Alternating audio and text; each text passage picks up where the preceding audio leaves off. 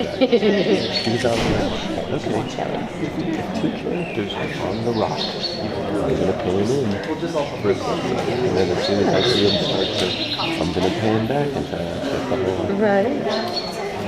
It's just aesthetics. Just knowing how people work and then applying it to the camera.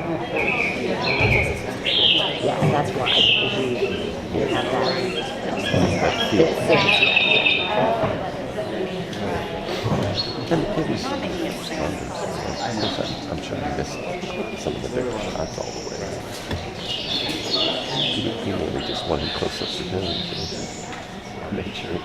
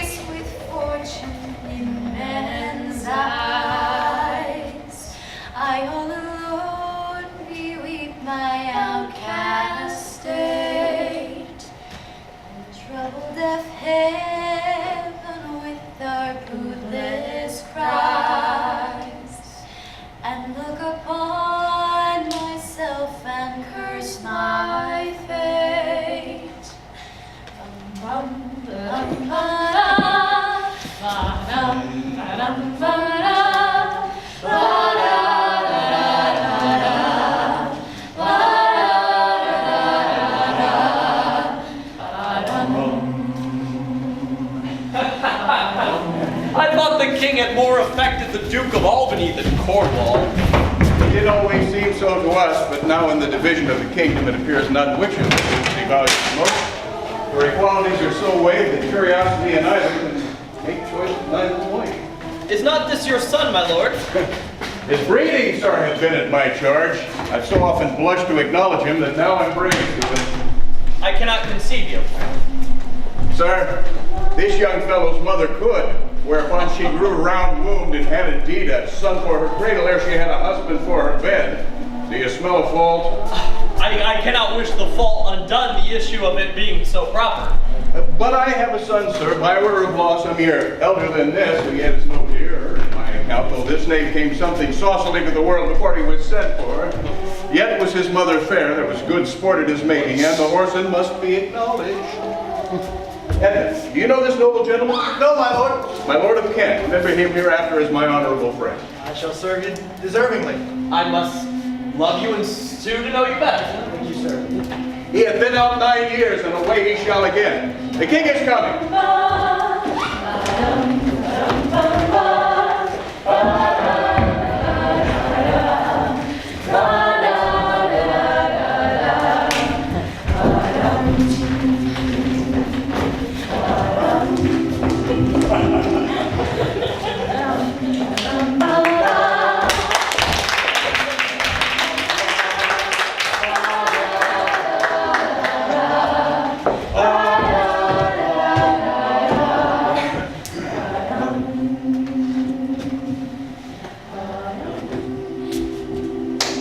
Attend the lords of France and Burgundy, Gloucester. I shall, my lord. Meantime, we shall express our darker purpose.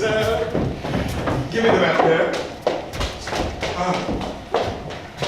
Know that we have divided in 3 our kingdom, and 'tis our fast intent to shake all cares and business of our age, conferring them on younger strengths, while we, unburdened, crawl towards death. our son of Cornwall, and you, our no less loving son of Albany, we have this hour constant wit to publish our daughter's several dowers, that future strife may be prevented now. The two great princes, France and Burgundy, great rivals in our youngest daughter's love, long in our court have made their spontaneous sojourn, and here are to be answered. Tell me, my daughters, since now we have divested us both of rule, interest of territory, cares of state, which of you shall we say doth love us most? The queen, our largest bounty, may extend where nature doth with merit challenge. Goneril, our eldest born, speak first. Sir, I love you more than word can wield the matter. Huh?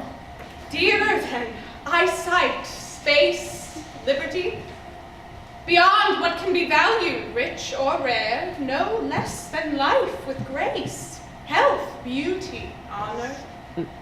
As much as a child e'er loved, or father found. A love that makes breath poor and speech unable. Beyond all manner of so much, I love you. Oh.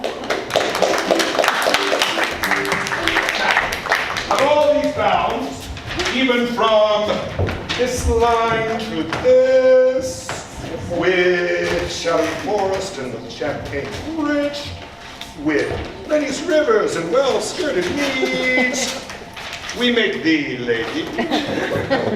To thine and Albany's issue be this perpetual.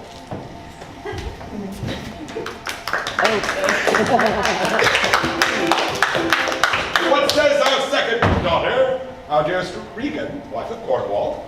Speak. I am made of that self-metal as my sister, and prize me at her worth.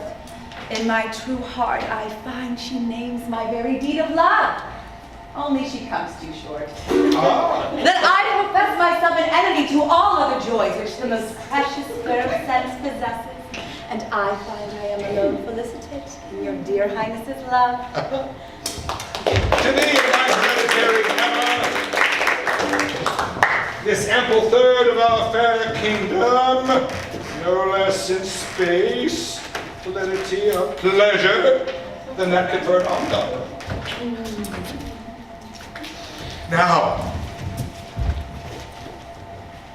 our joy, although our last and least, to whose young love the vines of France and milk of Burgundy strive to be interested. What can you say to draw a third more opulent than your sisters? Speak.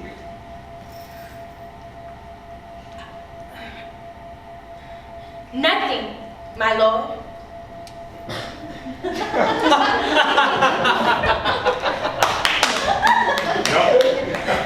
Nothing.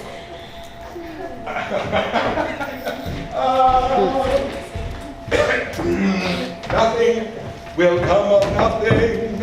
Speak again. Unhappy that I am, I cannot heave my heart into my mouth. I love your majesty, according to my bond, no more, no less.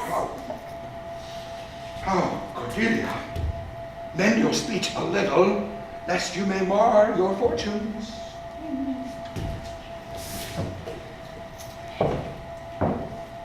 You have begotten me, bred me, loved me. I return those duties back all as right fit. Obey you, love you, and most honor you. Why have my sisters husbands if they say they love you all? Happily when I shall wed, the Lord whose hand will take my plight shall carry half my love, half my care and duties. Sure, I shall never marry like my sisters, to love my father all. But goes your heart with this? Aye, my lord. So young and so untender? So young, my lord, and true.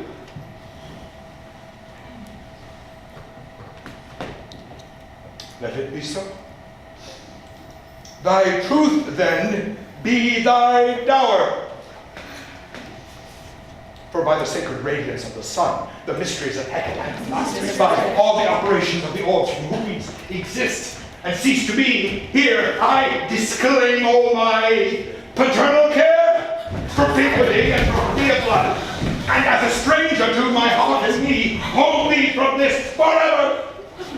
The barbarous Scythian, he that makes his generation masses to gorge his appetite, shall to my bosom be as well neighbored, pitied, and relieved as thou, my sometime daughter. Good, my liege. Kent comes not between the dragon and his wrath. I loved her most, and thought to set my rest on her kind nursery. Hence, and avoid my sight. So be my peace of grave, as here I get my father's heart from her. Call, friends, which stirs call Burgundy. Cornwall, Albany, with my 2 daughters' dowers, I guess the third. Then Pete Pride, whom she calls plainness, marry her. I do invest you jointly with my power, preeminence, and all the large effects that troop with majesty. Ourself by monthly course, with reservation of 100 nights, by you to be sustained, shall our abode make with you by due turn. Only we shall retain the name, and all the addition to a king. The sway, revenue, execution of the rest, beloved sons, be yours. Which to confirm, this golden chain part between you. Royal Lear, whom I have ever honored as my king, loved as my father, as my master followed, as my great patron thought on the bow is bent and drawn me from the shaft. Let it fall, rather, though the fork invade the region of my heart. Be Kent unmannerly when Lear is mad. What wouldst thou do, old man? Thinkest thou that duty shall have dread to speak when power to flattery bows? Kent, on thy life no more. My life I never held but as a pawn to wage against thine enemies. Out of my sight. See better, Lear, and let me still remain the true blank of thine eye. Now, my Apollo! Now, my Apollo, king, thou swearest thy gods in vain. Bastard, miscreant! There, revoke thy gift, or whilst I invent clamor from my throat, I'll tell thee, thou dost evil. Hear me, recreant, on thine allegiance hear me. But thou hast sought to make us break our vow, which we durst never yet. Take thy reward. 5 days we do a lot before provision, and on the 6th to turn thy hated back upon our kingdom. If on the 10th day following thy banished back be found in our dominions, the moment is thy death. Away, by Jupiter, this shall not be remote. Fare thee well, king, since thus thou wilt appear. Freedom lives hence, banishment is here. The gods to their dear shelter take thee, maid, that justly thinkest, and hast most rightly said. In your large speeches, may your deeds approve, that good effects may spring from words of love. Thus, Kent, O princes, bids you all adieu. He'll shape his old course in a country new. Here's France and Burgundy, my noble lord. My sword of Burgundy, we first address toward you, who with this great king hath rivaled for our daughter. What in the least will you require in present dower with her, or cease your quest of love? Royal Majesty, I crave no more than your highness has offered, nor will you tender less. Right, noble Burgundy, when she was dear to us, we did hold her so, but now her price is fallen. So there she stands, she's yours. Take her. I know no answer. Will you? with these iniquities she owes. Unfriended, new, adopted to our hate, dowered with our curse, and strangered with our oath, take her or leave her. Pardon me, royal sir. Election makes not up in such conditions. Then leave her, sir, for by the power that made me, I tell you all her worth. Pray you, great king, to avoid this wretch, whom nature is ashamed almost to acknowledge hers. It is most strange that she, who even but now was your best object, the argument of your praise, balm of your age, the best, the dearest, should, in this trice of time, commit a fault so monstrous to dismantle so many folds of faith. I can beseech your majesty, for if I want this glib and oily art to speak in purpose not for what I will intend, I will do it before I speak, but make it known. It was no vicious blot, murder or foulness, no unchaste action or dishonest step that have deprived me of your grace and favor. But even for want of that for which I am richer, a still soliciting eye in such a tone, that I am glad I have not, though not to have it, have lost me in your life. Better thou hast not been born than not to have pleased me better. It is but this, my lord of Burgundy, what say you to the lady? Love's not love when it mingles with regards that stand aloof from the entire point. Will you have her? She is herself a dowry. Royal king, give but that portion that you yourself proposed, and here I take Cordelia by the hand. Duchess of Burgundy. Nothing. I have sworn. I am firm. I'm sorry. You have so lost a father that you must lose a husband. Peace be with Burgundy, since respect and riches are his love. I shall not be his wife. Fairest Cordelia, that art most rich being poor, most loved forsaken, and most choice despised. Thee and thy virtues here I seize upon. Be it lawful, I'll take up what's cast away. Gods, 'tis strange that from their cult's neglect, my love should enkindle to inflamed respect. Thy dowerless daughter, king, throned to my chance, is queen of us, of ours, in our fair France. Thou hast her, France. Let her be thine. For we have no such daughter, nor shall ever see that face of hers again. Therefore, be gone, without our grace, our love, our benison. Come, noble Burgundy. Bid farewell to your sisters.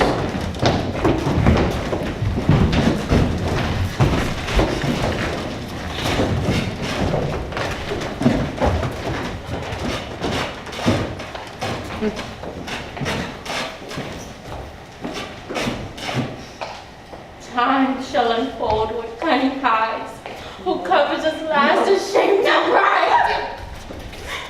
Well may you prosper. Come, my fair Cordelia.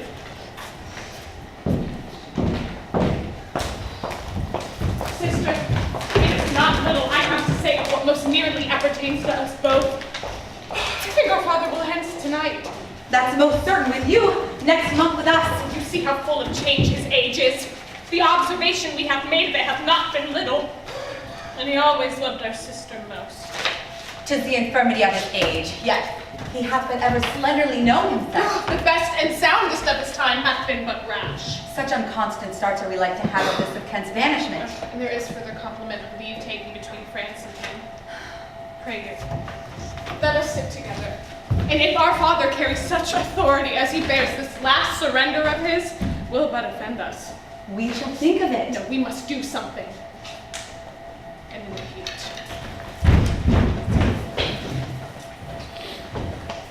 Wow. Thou nature art my goddess. To thy law my services are bound, wherefore should I stand in the plague of custom and permit the curiosity of nations to deprive me for that I am some 12 or 14 moonshines lag of a brother? Why bastard? Wherefore base? When my dimensions are as well compact, my mind as generous, and my shape as honest madam's issue, why brand they us with base? With baseness. Bastardy. Base. Base. Who in the lusty stealth of nature take more composition and fierce quality than doth within a dull, stale, tired bed, go to the creative world to have a fox between sleep and awake. Well, my legitimate Edgar, I must have your land. Our fathers brothers to the bastard Edmund as to the legitimate. Fine word. Legitimate. Well, my legitimate. If this letter speed and my invention thrive, Edmund the base shall top the legitimate. I grow. I prosper. Now, gods, stand up for bastards! Yeah.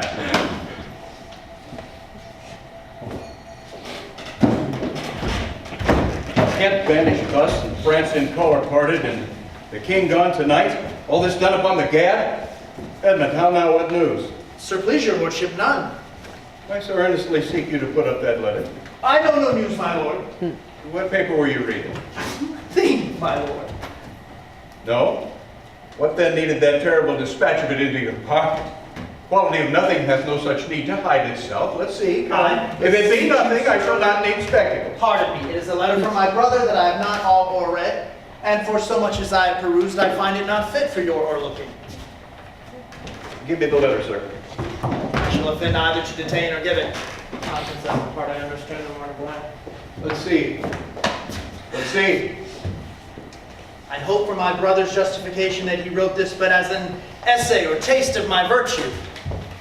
I begin to find an idle and fond bondage in the oppression of aged tyranny, which sways not as it hath power, but as it is suffered. Come to me that of this I may speak more. If our father would sleep till I waked him, you should enjoy half his revenue forever, and live the beloved of your brother. Edgar. Conspiracy.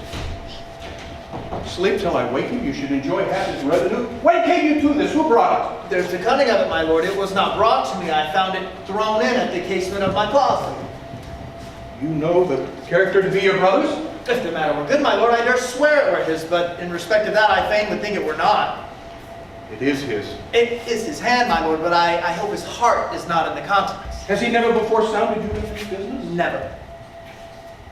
But I have heard him oft maintain it to be fit that sons at perfect age and fathers decline, the father should be as ward to the son, and the son manage his revenue. Where is he? I do not well know, my lord. I dare pawn down my life for him that he hath but writ this to feel my affection to your honor, and to no other pretense of danger. Think you so? He cannot be such a monster. Nor is not sure. To his father that so tenderly and entirely loves him, heaven and earth. Edmund, seek him out. Wind me into him, I pray you. Frame the business after your own wisdom. I would unstate myself to be in the due resolution. I will seek him presently, sir. These late eclipses of sun and moon portend no good to us. Oh, the wisdom of nature can reason it thus and thus, yet nature finds itself scourged by the sequent events. Love cools, friendship falls off, brothers divide. In cities, mutinies, in countries, discord, in palaces, treason. And the bond cracks twixt son and father. Find out this villain, Edmund. It will lose thee nothing. Do it carefully. And the noble and true-hearted Kent banished. His offense, honesty. 'Tis strange.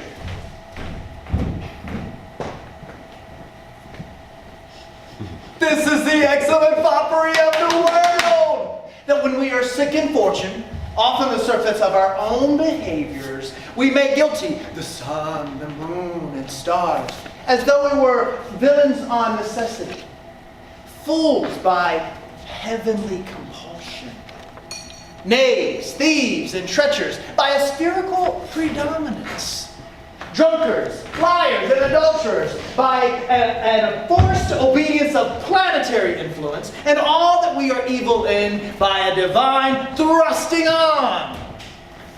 An admirable evasion of Whoremaster Man to lay his goatish disposition on the charge of a star.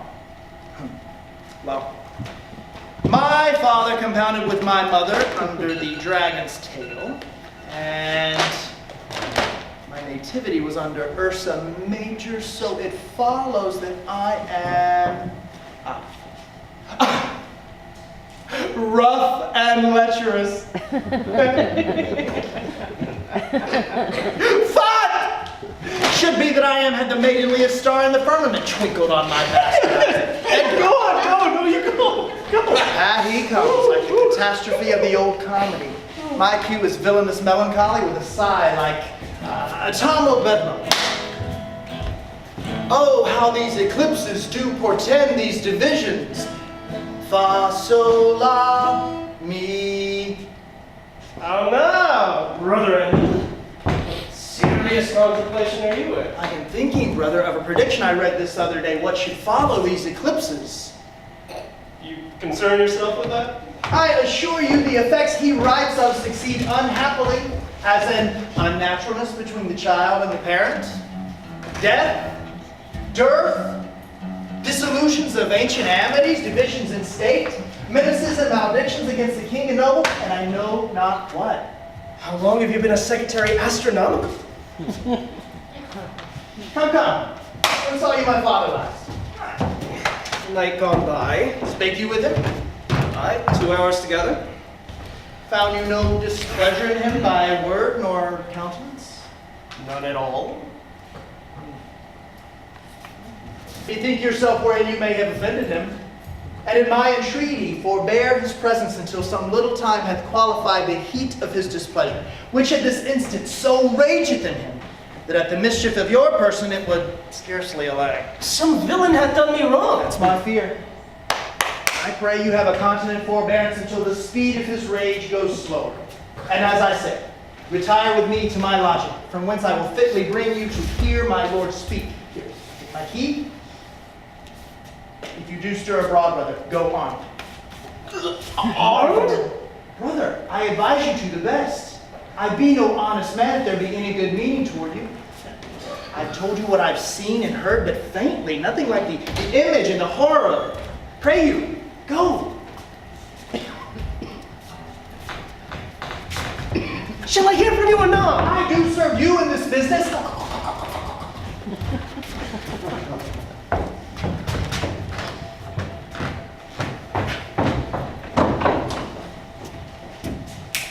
A father credulous and a brother noble, whose nature is so far from doing harms that he suspects none, on whose foolish honesty my practices ride easy. I see the business. Let me, if not by birth, have lands by wit, all with means meet that I can fashion fit.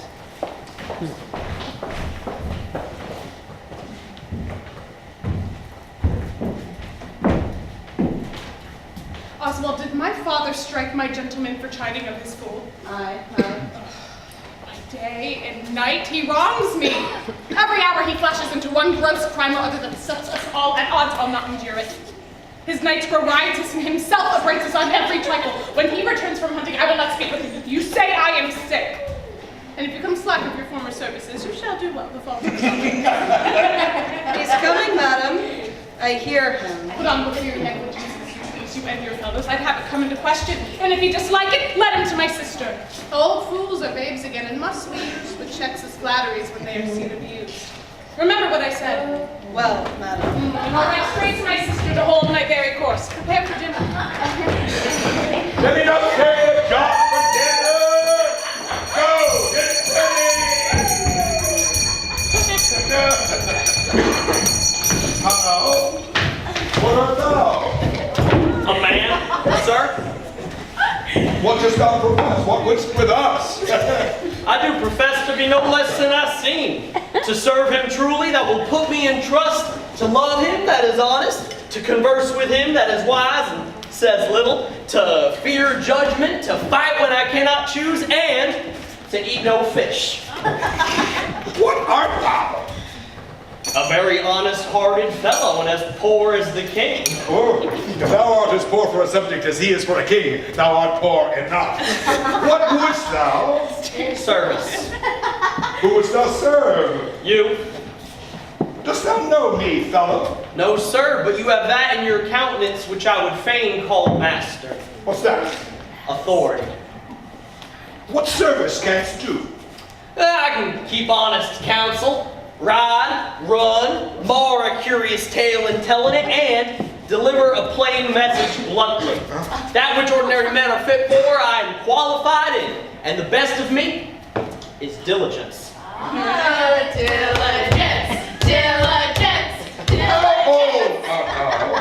Ooh, not so young, sir, to love a woman for singing, nor so old to dote on her for anything. I have years on my back, 48. Follow me. Thou shalt serve me. If I like thee any worse after dinner, I'll not part from thee. Dinner! Oh, dinner! Where's my fool, my knave? Go you and call my fool hither. You, madam, where's my daughter? So please, your majesty. Hey. What says the slave there? Call the cloth, hold back. Where's my knave? What, is all the world asleep? Oh, no. Where's the mongrel? She says, my lord, your daughter is not well. Why came not the slave back to me when I called her? Sir, she answered me in the roundest manner she would not. She would not? Sir, I know not what the matter is, but to my judgment, your highness is not entertained with that ceremonious affection as you were wont. There is a great abatement of kindness, well, it appears in the general dependents, as in the Duke himself also, and your daughter. Sayest thou so? I beseech your pardon, my lord, for my duty cannot be mistaken when I think your highness wronged. I'll look further into it. Where is my fool? I have not seen him this 2 days. Since my lady's going into France, sir, the fool have much pined away. No more of that. I've noted it well. Go you and tell my daughter I will speak with her. Go you and call hither my fool. Hey, you! Madam, here! Come hither, you!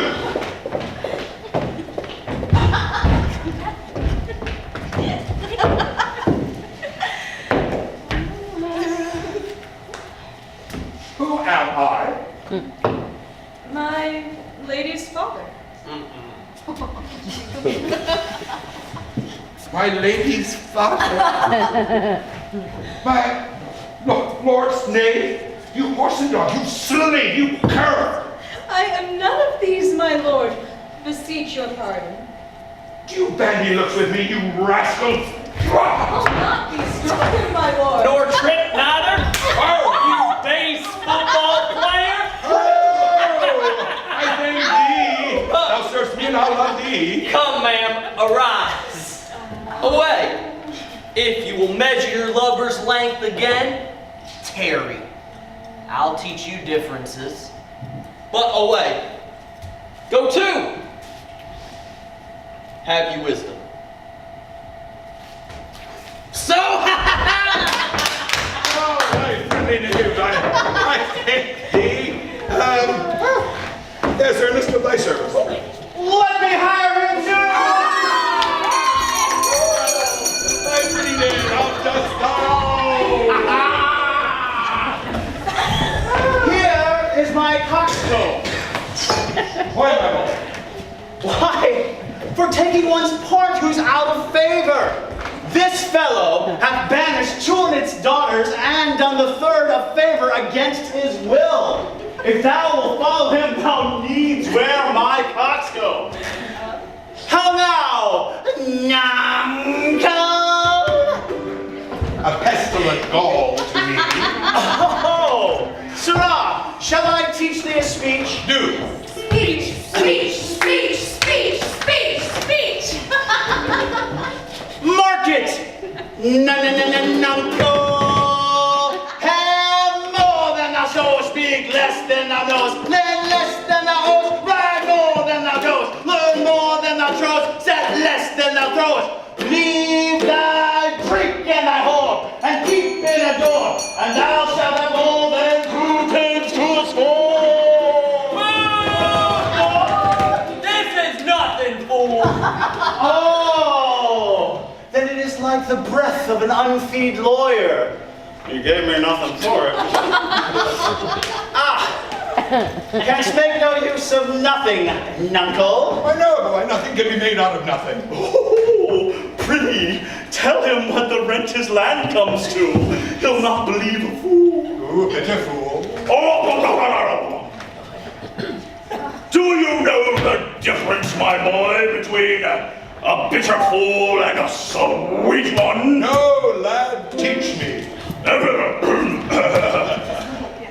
that Lord that counsel thee to give away thy land, you put him in my knee, do thou for him stand. The sweet and bitter fool will presently appear, the one in motley here and the other one out there. Oh, he's a fool, we're a fool, you're a fool, Dost thou call me fool, boy? All thy other titles has given away. That one you were born with. This is not altogether fool, my lord. No, in faith, great men and lords will not let me have all the fool to myself. They'll be snatching. Nuncle, give me an egg and I'll give thee 2 crowns. What 2 crowns shall they be? Oh, after I cut the egg in the middle and eat up the meat, the 2 crowns of the egg. When thou clovest thy crown and gave both parts away, thou borest thy ass on thy back across the dirt. Thou hadst little wit in thy balding crown when thou gavest the golden one away.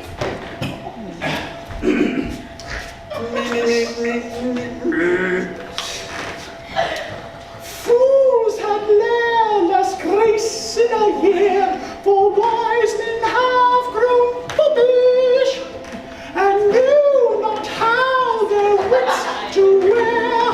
Their manners are so uppish. When were you so want to be full of song, Sarah? I have used it, nuncle, ever since thou had made thy daughters thy mothers. For when thou givest them the rod and puttest down thy pants, they full sudden joy did weep, and not full sorrow sung. Such a king should play Bo Peep, and go the fools among. I'll be here all week. Nuncle, I would that you kept a schoolmaster that could teach thy fool to lie. I would fain learn to lie. When you lie, Sarah, we'll have you whipped. I marvel at what kin thou and thy daughters are. They'll have me whipped for saying truth, thou'lt have me whipped for lying, and sometimes I'm whipped for holding my peace. I'd rather be any kind of thing than a fool.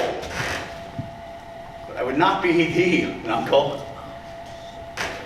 You have pared your wits on both sides and left nothing in the middle. Here comes one of your pairings now.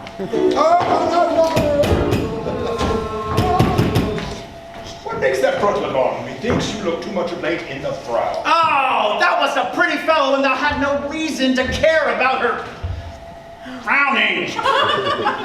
Thou art an O without a figure. I am greater than thee. I am a fool, but thou art nothing. Oh, yes, forsooth, I will keep my tongue as your face bids me to do so, without saying a word.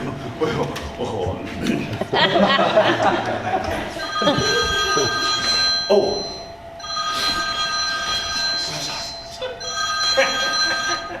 Mum, Mum, he that hath nor bread nor crumb, wherewithal shall want some. Ooh.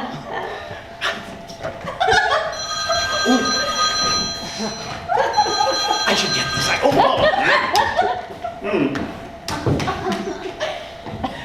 That's a shot. He's. Not only, sir, this, your all licensed fool, but other of your insolent retinue do and quarrel, breaking forth in rank, and not to be endured riots. Sir, I had thought by making this well known unto you to have found a safe redress, but now grow fearful. By what yourself too late have spoken done, that you protect this course and put it on by your allowance. Are you our daughter? I would you would make use of your good wisdom, whereof I know you are fraught, and put away these dispositions which of late transport you from what you rightly are. Ah, might not an ass know when the cart draws the horse?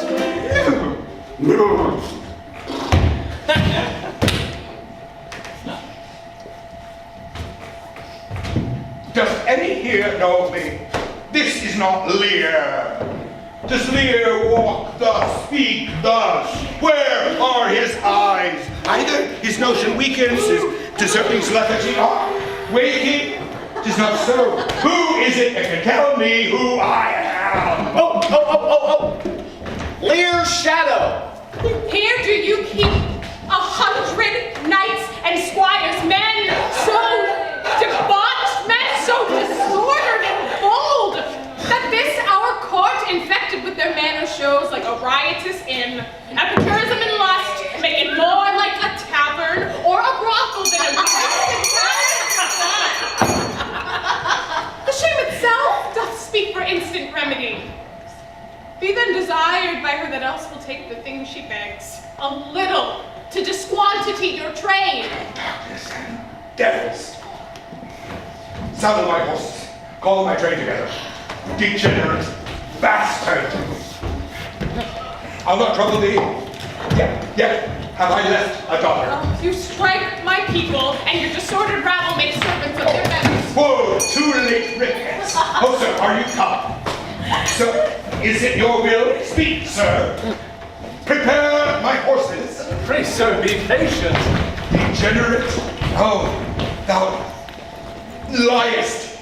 My train are men of choice and rarest parts, that all particulars of duty know, and in the most exact regard support the worship of their names. Oh, so small fault. How ugly didst thou in Cordelia show, which, like an engine wrenched my frame of nature from the fixed place, drew from my heart all love and added to the gall. Oh, Lear, beat at the gate that let thy folly in, and thy dear judgment out. Go, mighty God! My lord, I am guiltless as I am ignorant of what hath moved you. Maybe so, my lord. Here, nature, here, dear goddess, here. Suspend thy purpose if thou didst intend to make this creature fruitful. Into her womb convey sterility. Dry up in her the organs of increase. From her delicate body never spring a babe to honor her. If she must teep, create a child of spleen that it may live and be a thwart disnatured torment to her. Let it stamp wrinkles into her brow of youth. With clean tears from channels in her cheeks, and turn all of her mother's pain and benefits to laughter and content. And let her feel how sharper than a serpent's tooth it is to have a thankless child. Away! Gods that we adore, whereof comes this? No, I tell you this. What's the matter, sir? Death! Oh, I am ashamed that thou hast power to shake my manhood thus. That these hot tears that break from me perforce should make thee worth them. Blasts and fogs upon you! Oh, I have another daughter who I am sure is kind and comfortable. When she shall hear this of thee, with her nails she'll flay thy wolfish visage. Oh, thou shalt find that I'll resume the shape that thou hast thought I had cast off forever.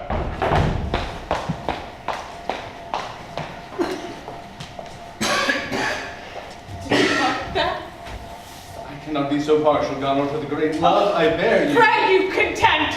What Oswald ho! Oh, you, sir, more knave than fool. After your master. Oh, Nankalia, take your fool with thee. He may guard his powers and hold our lives in mercy. Oswald! You may fear too far. Oh, safer than trust too far. Have you writ that letter to my sister? Aye, madam. Go to you. Go to her. Inform her full of my particular fear. And hasten your return. No, my lord. This milky gentleness and course of yours, though I condemn not, yet under pardon you are much more at task for want of wisdom than praised for harmful mildness. How far your eyes may pierce, I cannot tell, but striving to better, oft we mar what's well. Oh well, the event. Go you before to read with these letters. Acquaint my daughter no further with anything you know that comes from her demand out of the letter. If your diligence be not speedy, I shall be there before you. I will not sleep, my lord, till I've delivered your letter.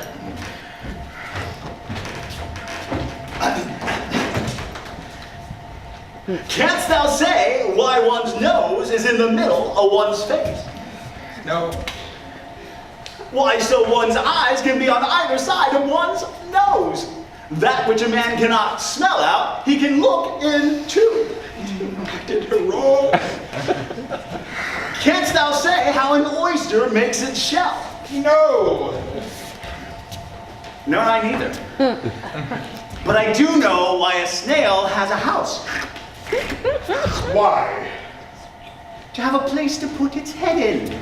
And not to give it away to its daughters so it has no place to hang its horns. I will forget my nature, so kind a father. Be my horses ready? Oh, so your asses are attending them.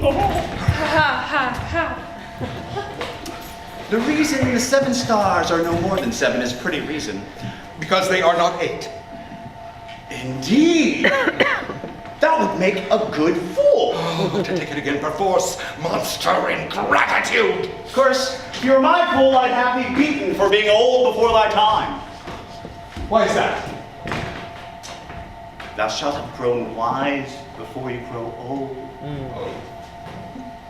Oh, let me not be mad, not mad, sweet heavens. Keep me in temper. I will not go mad. How now, are the horses ready? Ready, my lord. Come, boy. She that's a maid now and laughs at my departure won't be a maid long, lest things be cut short.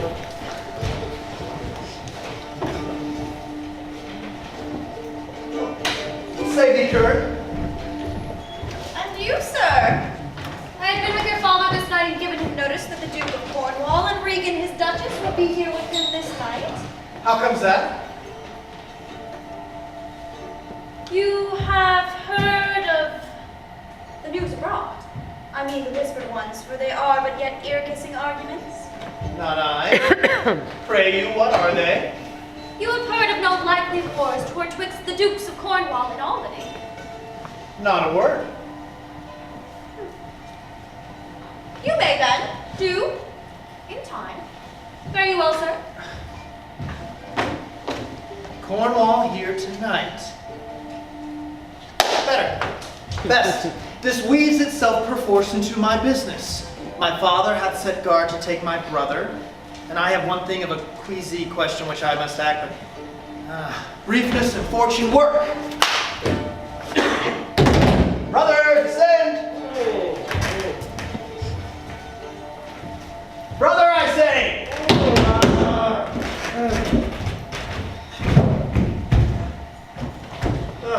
My father watches. Oh, sir, fly this place. Intelligence is given where you are hid. You have now the good advantage of the night. Have you not spoken against the Duke of Cornwall? He's coming hither, in the night, in the haste, and Regan with him. Have you not spoken upon his party against the Duke of Albany? Hey, advise your son. Oh, sure, I didn't know a word. My father's coming. Pardon me, I must draw my sword upon you in cunning.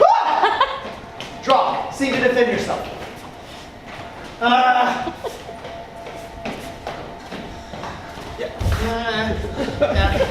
Now quit you up. Yield, yield, come before my father. Ah, light, ho! Farewell, brother, fly, fly. Ah, torches, torches, fly, brother, fly, hurry, fly. Help, help, help. I have seen drunkards do more than this in sport.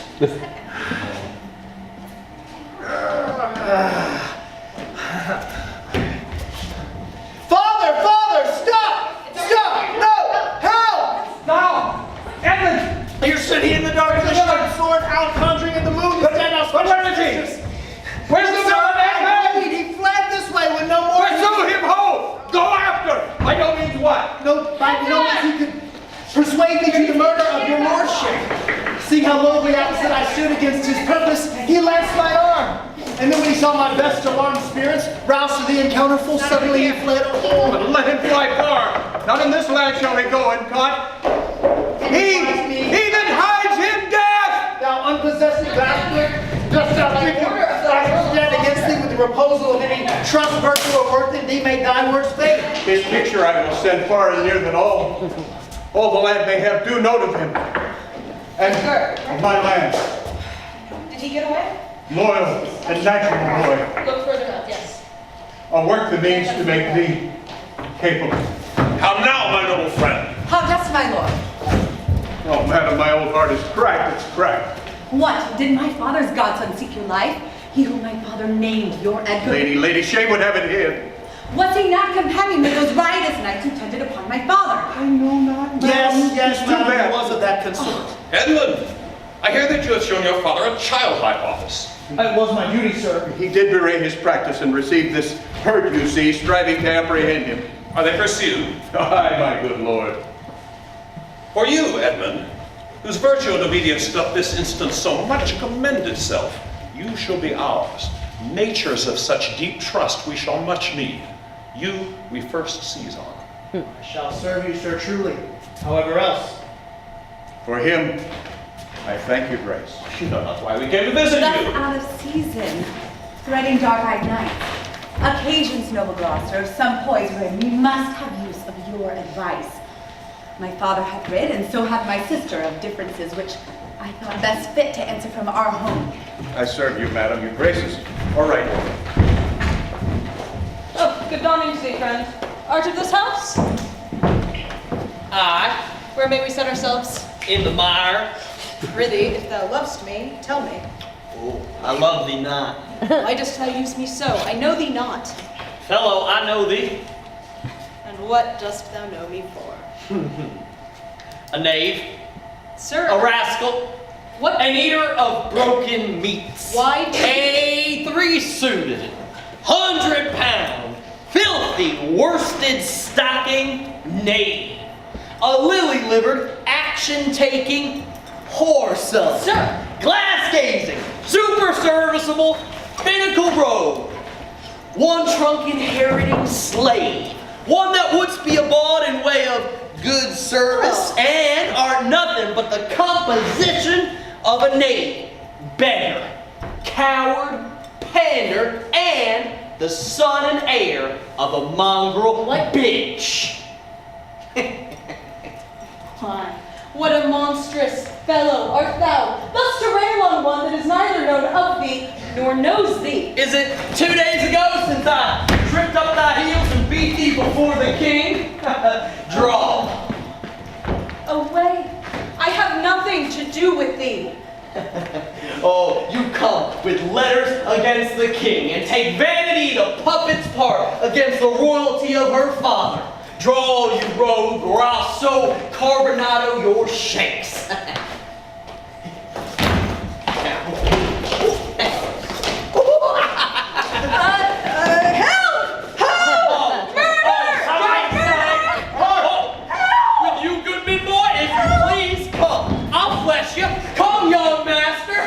Keep peace upon your lives. He dies who strikes again. What's the matter here? What is the matter? This ancient ruffian, sir, whose life I spared at suit of his great fear. Thou whore sunset! Thou unnecessary letter! Peace, Sarah!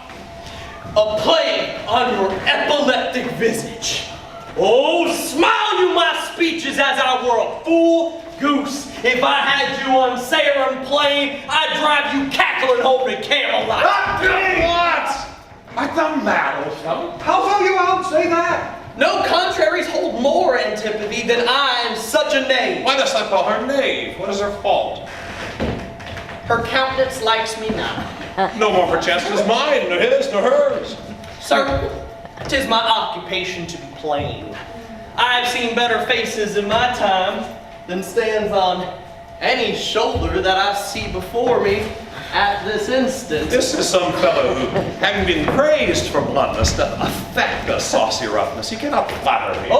Sir, in good faith, in sincere verity, under the allowance of your great aspect, whose influence, like the wreath of radiant fire on flickering Phoebus's front, What means by this? To go out of my dialect, which you discommend so much. I know, sir, I am no flatterer. What hast thou done to offend him so? I never did anything. Oh, you. It pleased the king, his master, very late to strike at me upon his misconstruction, when he, compact and flattering his displeasure, tripped me behind, being down, insulted, railed, and put upon him such a deal of man that worded him, got praises of the king, for him attempting who was self-subdued, and in the fleshment of this dread exploit, drew on me here again. None of you rogues and cowards, but Ajax is their fool. Ajax is Fetch forth the stocks! Stop! You stubborn ancient knave! You reverend braggart! We'll teach you. Sir, I'm too old to learn. Call not your stocks from me. I serve the king, on whose employment I was sent to you. Fetch forth the stocks! As I have life and honor, there shall he sit till noon. Till noon. Till night, my lord, and all night too. Madam, if I were your father's dog, you should not use me so! Sir, being his name, I will. It's a fellow of the self-same color our sister speaks of.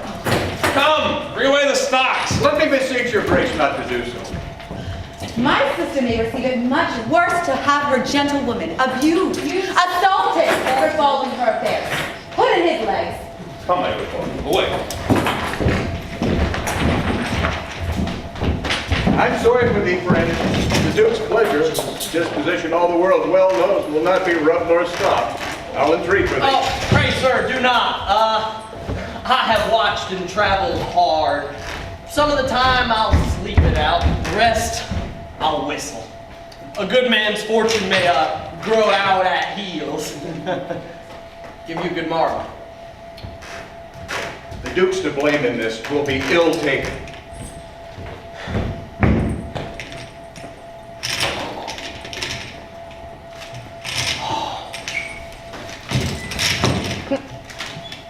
Approach thou beacon to this underglobe, that by thy comfortable beams I may peruse this letter. Oh. Nothing almost sees miracles but misery. I know 'tis from Cordelia, who has most fortunately been informed of my obscured course, and shall find time from this enormous state, seeking to give losses their remedies. All weary and o'erwatched, take vantage, heavy eyes, not to behold this shameful lodging. Fortune, good night! Turn thou wheel. Heard myself proclaimed! For the happy home of a tree escaped the hunt. For it's free. Place that guard in most unusual vigilance does not attend my taking.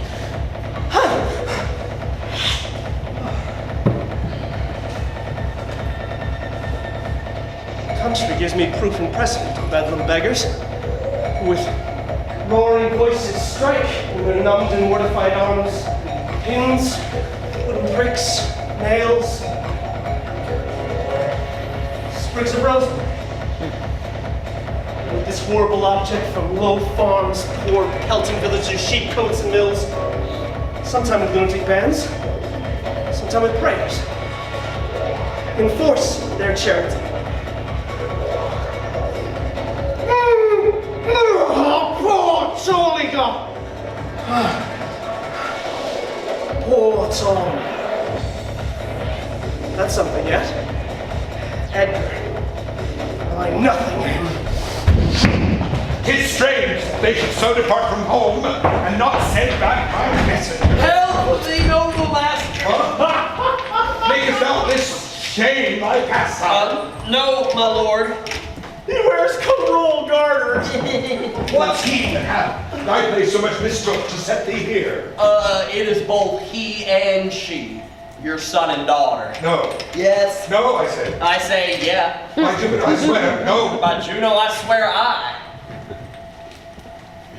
They durst not do it. They could not, would not do it. 'Tis worse than murder. My lord, when at their home I did commend your highness's letters to them, ere I was risen, there came a reeking host, stewed in her haste, panting forth, half breathless from Goneril, her mistress, salutations, delivered messages, gave me cold looks, and meeting here the other messenger, whose welcome I perceive at poise of mine, your son and daughter found this trespass worth the shame which here it suffers. Winter's not gone if the wild geese fly that way. Yet thou'lt have as many dolors for thy daughters as can count in a year. Oh, how this mother swells up toward my heart. Hysterica passio. Down thou climbing sorrow, thy elements below. Where is this daughter? With the Earl, sir, here within. Follow me not, stay here. How chance the king comes with so small a number? Oh, if thou were setting the stocks for that question, thou'lt well deserve it. Why, fool? Any fellow who follows his nose is led by his eyes, but blind man. Let go thy hold of the great wheel when it rolls downhill, lest it break thy neck with following. But the great one that goes up, let it carry thee hence. When a wise man give thee better counsel, give me mine again. Where learned you this, fool? Oh, not in the stocks, fool. Deny to speak with me? They are sick, they are weary, they have traveled all the night. Mere fetches! The images of revolt and flying off. Fetch me a better answer. My dear lord, you know the fiery quality of the Duke. Oh, vengeance, plague, death, confusion, fiery, what quality? Gloucester, I would speak with the Duke of Cornwall and his wife. I've informed them so. Informed them? Dost thou understand me, man? Aye, my good lord. The king would speak with Cornwall. The dear father would, with his daughter, speak match in service. Oh, my bread and body! Quality of fiery Talbot, Duke!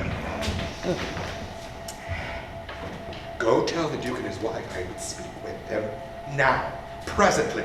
Bid them come forth and hear me, or at their chamber door I'll beat the drum till it cries sleep to death! I would have all well betwixt you. Oh, me, Cry to it, Nuncle, like the cockney did to the eel when she put in the paste alive. She beat it over the head with a stick and said, "Down, Walton, down!" Good morrow to you both. Hail to your grace. I am glad to see your reign.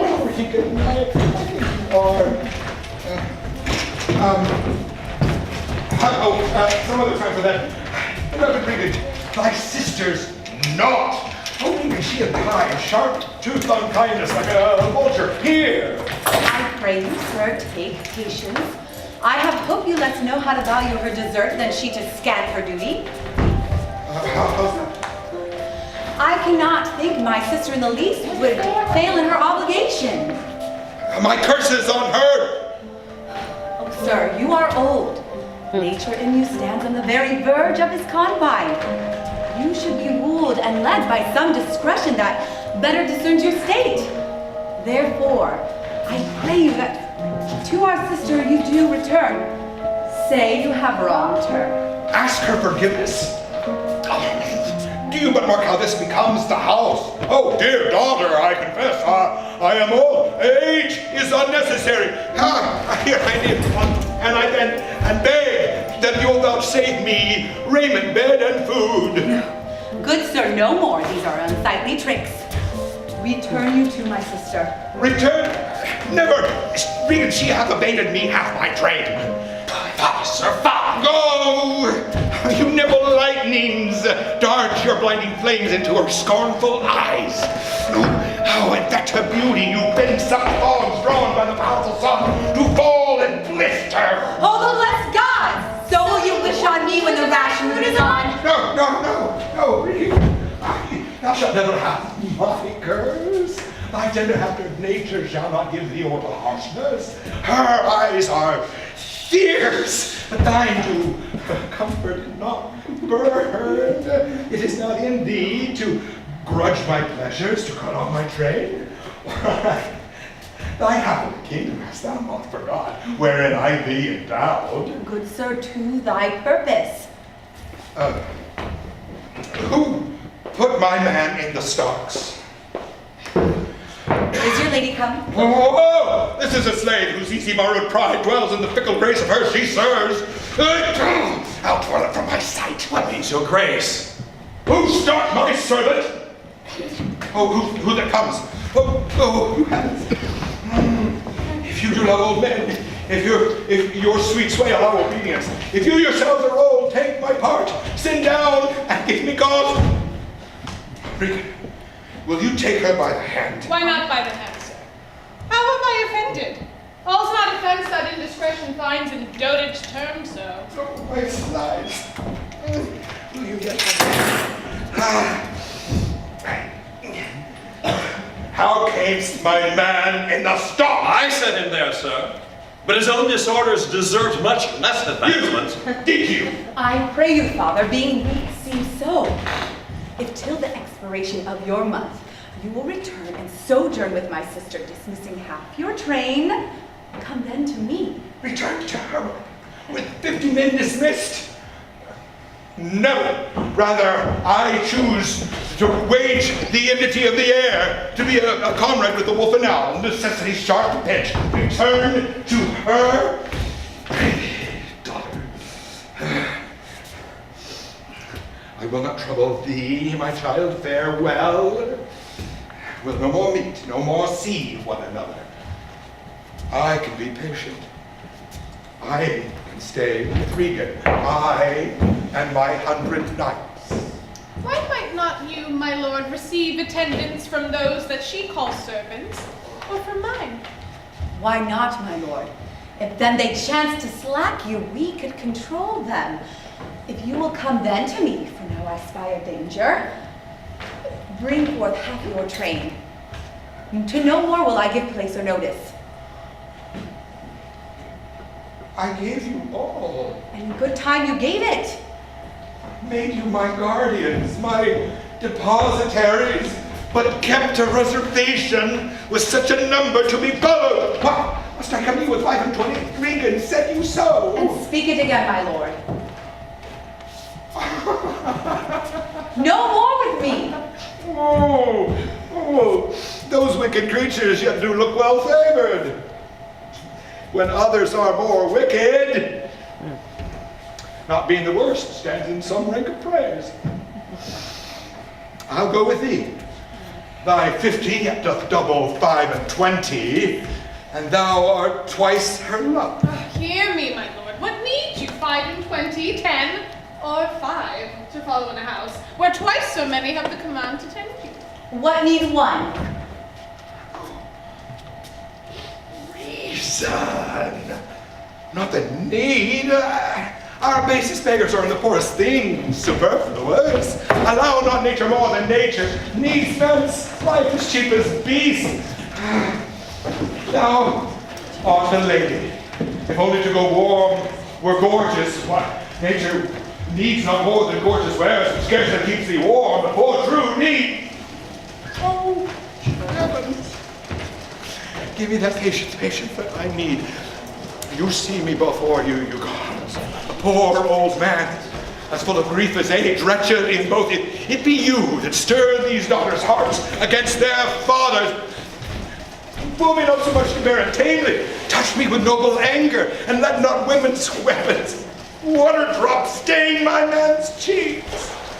No! You unnatural hags!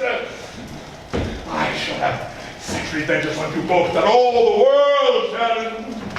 I shall do such things. What they are yet I know not, but they shall be the terrors of the earth. You think I'll not weep? I have full cause of weeping.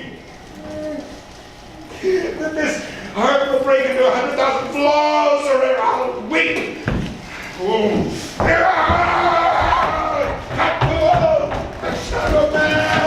Let us withdraw. It will be a storm. The house is little, the old man and his people cannot be well bestowed. Tis his own blame that hath put himself from rest. He must needs taste his follies. Well, for this particular, I'll receive him gladly, but not one follower. The king is in high rage. Whither's he going? He calls the horse, but well I know not whither. 'Tis best to give him way. He leads himself. Entreat him, my lord, by no means to stay. Alack, night comes on, and the high winds do sorely ruffle. For many miles about there's scarce a push. Oh, sir, the willful men, the injuries they themselves procure, must be their schoolmasters. Shut up your doors. He's attended with a desperate grief, but they might incense him too, being apt to have a fear of you. Fear. Shut up your doors, my lord. 'Tis a wild night. My Regan counsels well. Let's handle the storm.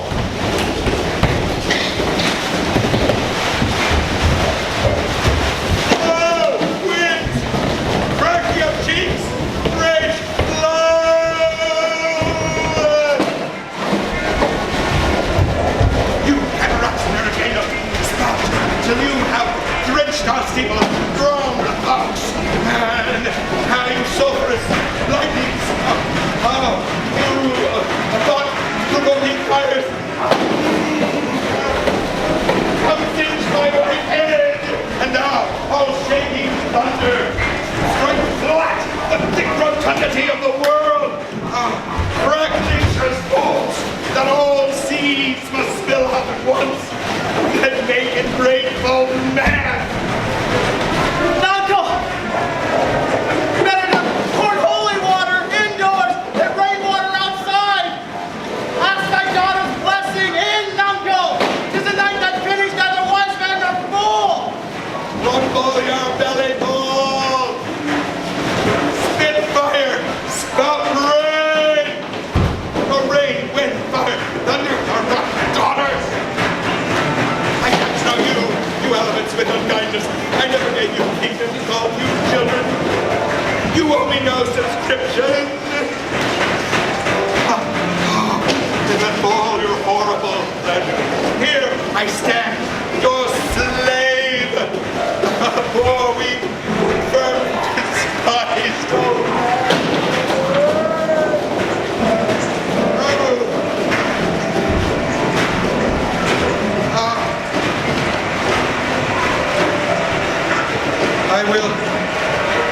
I will be the pattern of all patience. I will say nothing. Who is there? Mary! Grace and a codpiece, as a wise man and a fool! My lord, are you here? The things that love night love not such nights as these. Let the great gods that keep their dreadful uproar on heads bind up their enemies. Now, I am a man more sinned against than sinning! Good my lord, hard by here is a hollow. Some friendship will it lend you against the tempest. My wits begin to turn. Oh, my boy. How does my boy? I'm cold. I am cold myself. Where is this strong I thought? The art of art. This has the easiest thing. And give me vile things, Duchess. Come your hovel. Oh, come. Poor people to me. I have one part in my heart that's sorry yet for thee. He that hath a tiny little wit with a hay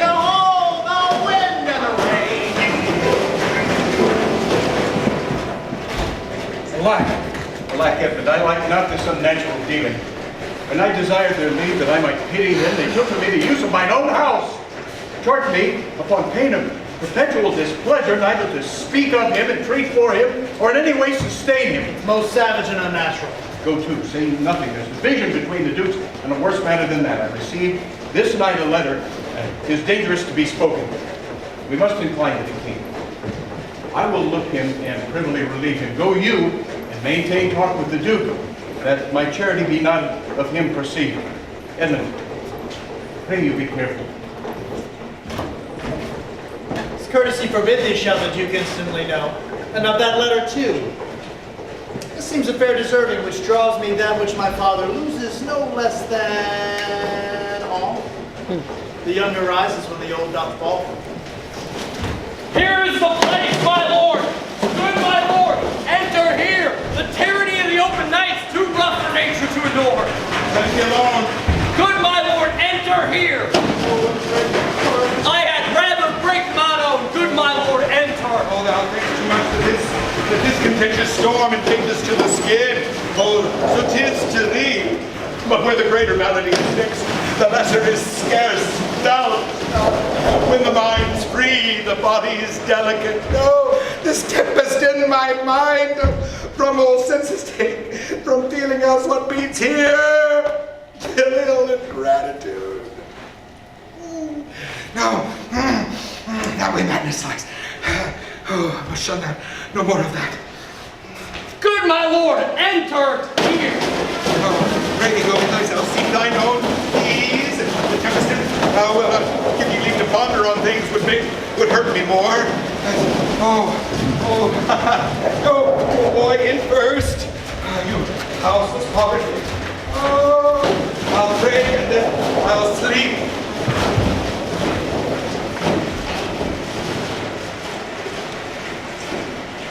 Poor naked wretches.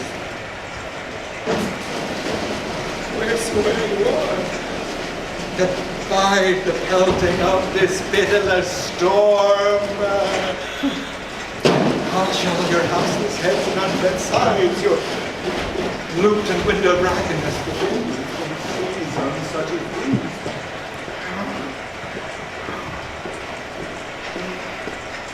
I take too little care of this. Take physic, expose thyself to feel what wretches feel, that thou mayest shake the superflux to them and show the heavens more just.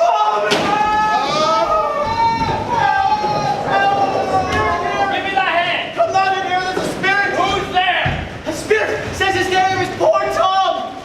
What art thou that dost grumble there in the straw? Come forth! The foul fiend follows me! Through the sharp hawthorn blows his cold wind! Go to thy cold bed and warm thee! Oh, didst thou give all to thy daughters, and art thou come to this? Who gives anything to Poor Tom? Whom the foul fiend hath led through fire and through flame, through ford and whirlpool, oh, barking quagmire, rest thy fight with. Poor Tom's a cold with you and you. Lift thee from moments, stop lasting and taking. Do Poor Tom some charity whom the foul fiend vexes? There can I have him now? And there again? Oh, have his daughters brought into this pass? And couldst thou save nothing? Wouldst thou give them all? Nay, you reserve the blanket, lest we all be shaved. Oh, now all the plagues that in the pendulous air that hang o'er man's faults, light on thy daughters. He hath no daughters, sir. This cold night will make madmen and fools of us all. Tom's a cold. What hast thou been?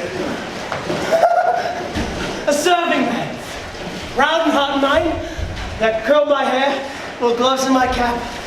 So the lust of my mistress's heart did the act of darkness with her. Swore as many oaths as I spake words and broke them in the sweet face of heaven. One that slept in the contriving of lust and waked to do it. Wine and loved I deeply, dice dearly, and woman out paramour the tech. Pulse of heart, light of ear, bloody of hand, Hogan slot, pops himself over vision, his dog in mind, his line in prayer. Let not the beating of strings nor the rustling of silks betray thy poor heart to woman.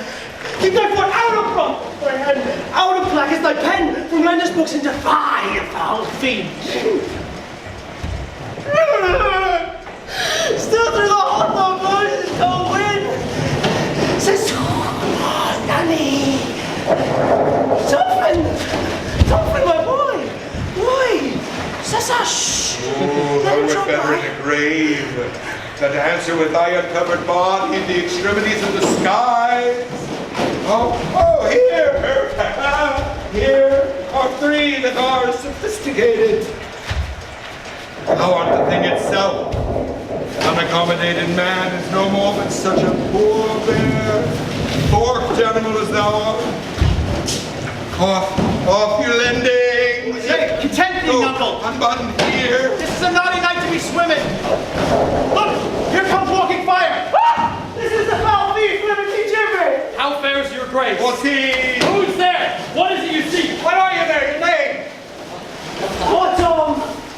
That eats the swimming frog, the toad, the tadpole, the walnut, and the water. What, have your grace no better company? Poor Tom's a cold! Go in with me. My duty cannot suffer to obey in all your daughter's hard commands.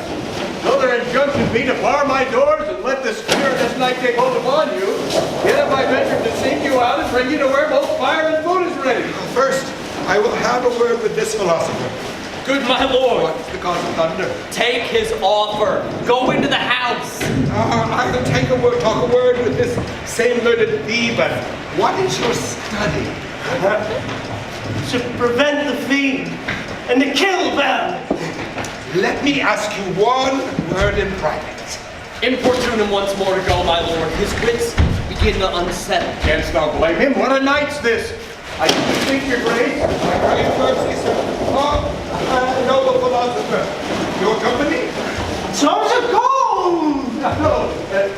Go into the hovel. Keep me warm. Come, let's all in. This way, my lord. With him, I will keep still with my philosopher. Good, my lord. Soothe him. Let him take the fellow. Take him, you all. Come on. Let's go. Good Athenia. No word. Hush. Child rolling to the dust. Okay. Still his word was my rolling out.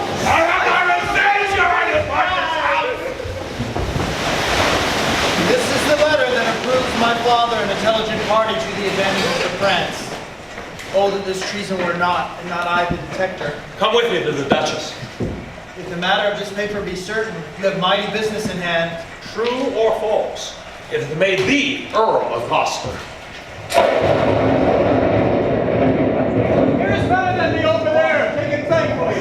I'll reach out the comfort with what addition I can. I will not be long from you. All the power of his wits give way to his impatience. The gods reward your kindness.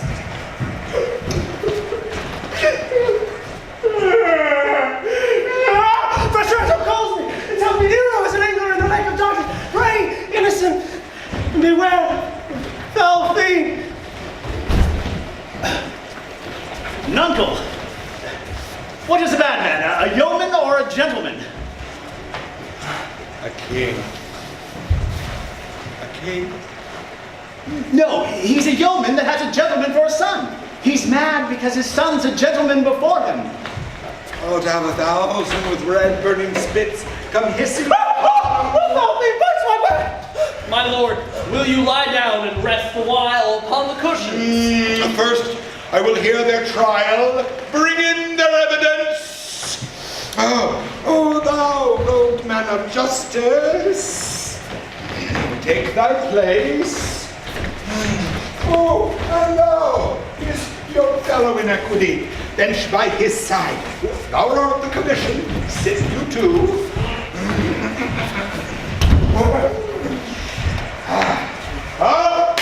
Now, you she foxes! Let us deal justly, for the cat is gray. Arraign her first. 'Tis Goneril. I here take my oath before this honorable assembly. Kick the poor king, our father. Come hither, mistress. Is thou named Goneril? She cannot deny it. Cry mercy. I took you for a joint stool. Oh, and here's another, whose warped looks proclaim the store her heart is made on. Go, stop her! There! Sword fire! Oh, corruption in the place! False justice! Why let her escape? Told you was headed them, and then she comes out. Let them anathemize Regan. See what breeds about her heart. Is there any cause in nature that makes these hard hearts? Oh, you, sir, I entertain you for one of my 100. Only, I do not like the fashion of your garments. You will say they are Persian.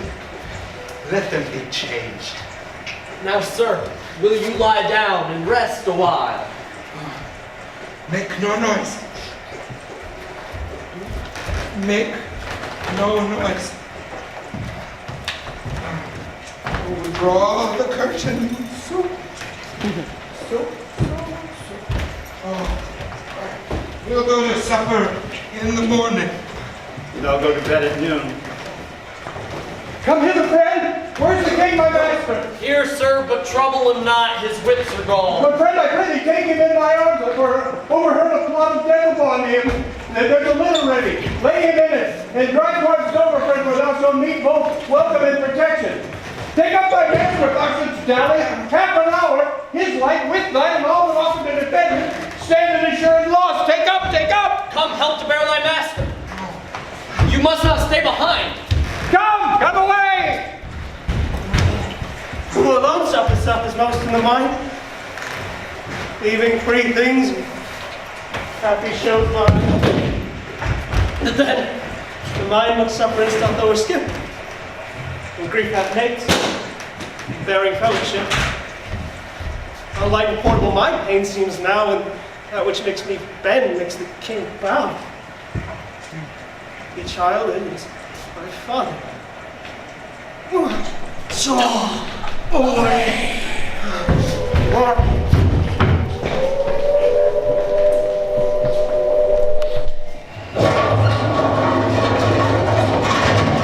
Post speedily to my lord your husband. Show him this letter. The army of France has landed. Seek out the traitor Gloucester. Hang him instantly. Look out his eyes. Leave him to my displeasure. Our post shall be swift and intelligent betwixt us. Farewell, dear sister. Farewell, my lord of Gloucester. How now? Where's the king? My lord of Gloucester hath conveyed him hence. Some 5 or 36 of his knights are gone with him toward Dover, where they boast to have well-armed friends. Well, farewell, sweet lord. Edmund, farewell. Seek out the traitor Gloucester. Pinion him like a thief. Bring him before us. Though well we may not pass upon his life without the form of justice, yet our power shall do a curtsy to our wrath, which men may blame, but not control. Who's there? The villain! Bind fast his corky arms. Ungrateful fox. Need your graces, good my friends. Do me no foul play, friends. Hard. Bind him, I say. Oh, filthy traitor. Unforgiving woman as you are, I am none. To this chair, bind.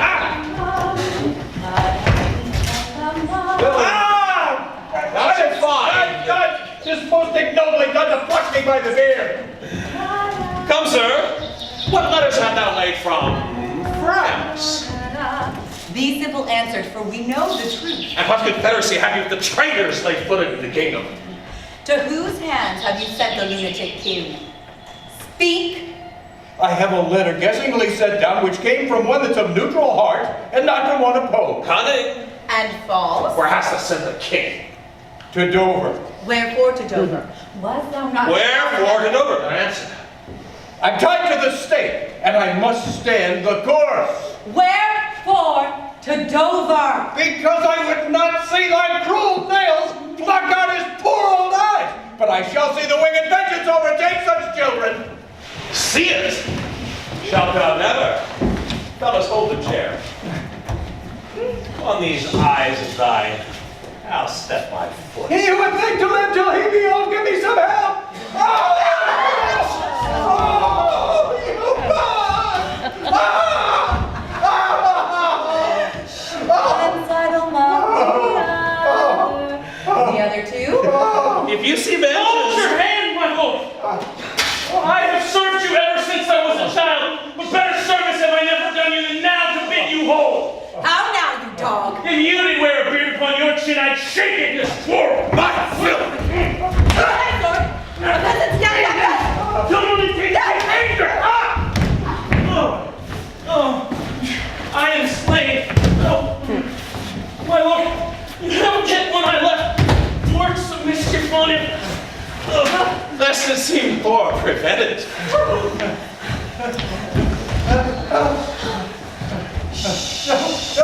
Out, vile jelly! Where's thy luster now? Oh, dark and comfortless! Oh, where's my son?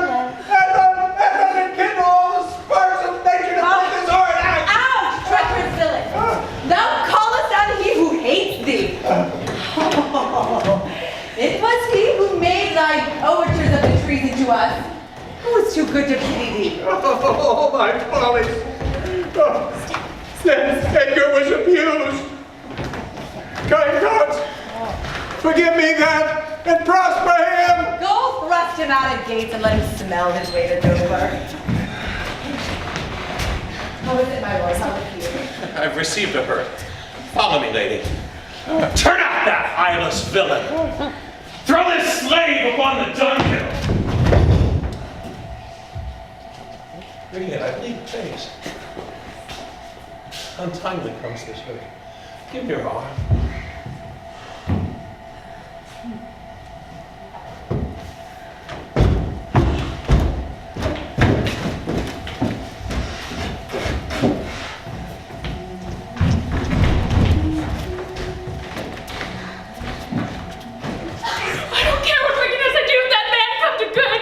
She lived long and in the ambiguous course of death. Women will all turn monsters. Let us follow the old Earl and get Bedlam to lead him where he would. His roguish madness leads itself for anything. Go thou, I'll fetch some flax and whites of eggs to apply to his bleeding face. Heaven help him. Get better thus. Known to be condemned, but still condemned in flat. The worst, the lowest and most dejected thing of fortune stands still in esperance. There's not fear. The lamentable change is from the best. The worst, it turns to laughter. Welcome then, thou unsubstantial heir that I embrace. The wretch that thou hast brought on to the worst owes nothing to thy blasts.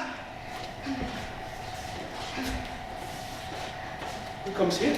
My father? Poorly led. World, oh world, but that thy strange mutations make us hate thee, life would not yield to age.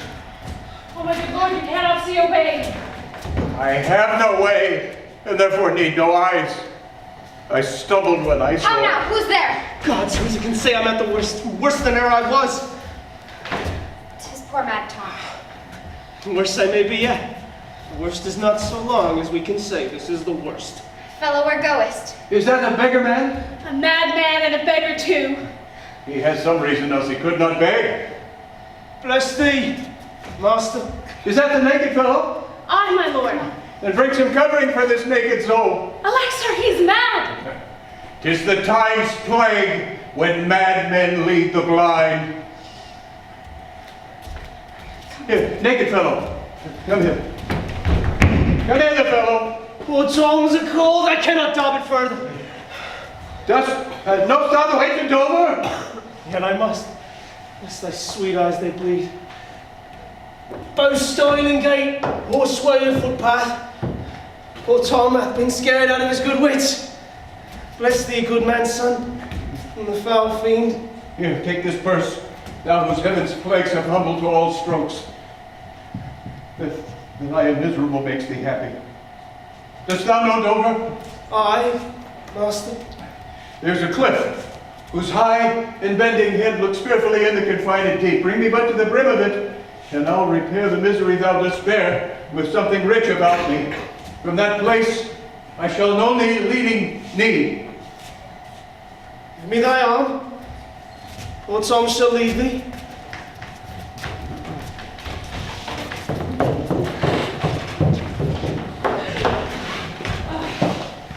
Welcome, my lord. Oh, I marvel our mild husband not met us on the way.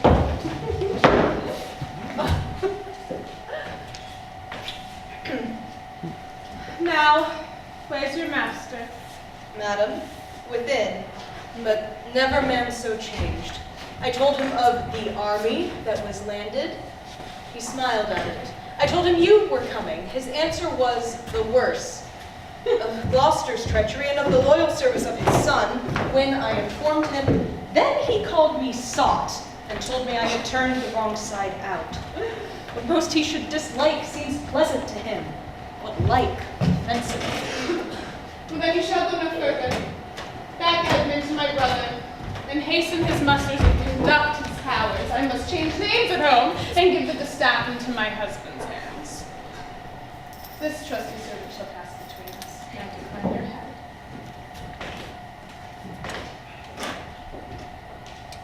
This kiss, if it durst speak, would stretch thy spirits up into the air, conceive, and fare thee well.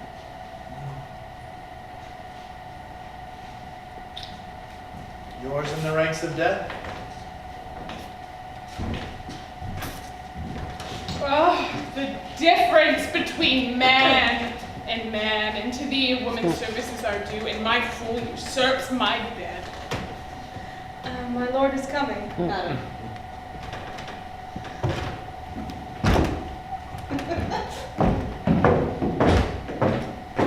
I have been worthless. Goneril, you are not worth the dust which the rude wind blows in your face. No more, the text is foolish. Oh, wisdom and goodness to the vile seem vile. Filths savor but themselves. What have you done? Tigers, not daughters, what have you performed? If that the heavens do not their visible spirits send quickly down to tame these vile offenses, it will come. Humanity must perforce prey on itself like monsters of the deep. Well-delivered man, where's thy drum?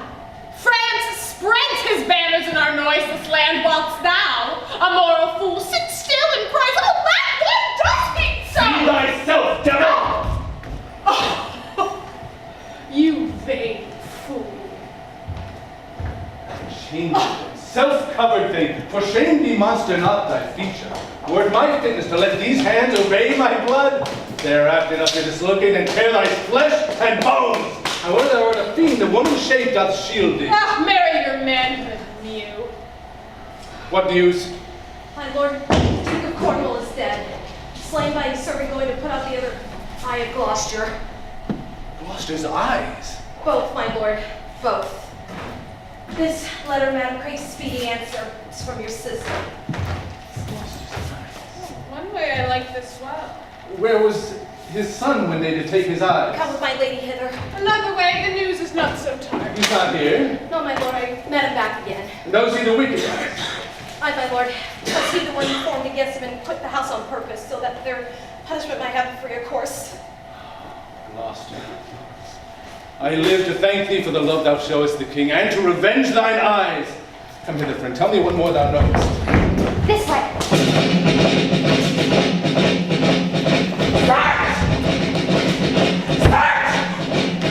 Search every acre in the high-grown field and bring him to our eye. Can a man's wisdom in the restoring of his bereaved sins? Oh. He that finds him, take all my outward worth. There is means, madam. Our foster nurse of nature is repose, the which he lacks. That to provoke in him are many simples operative, whose power will close the eye of anguish. All blessed secrets, all you unpublished virtues of the earth, spring with my tears.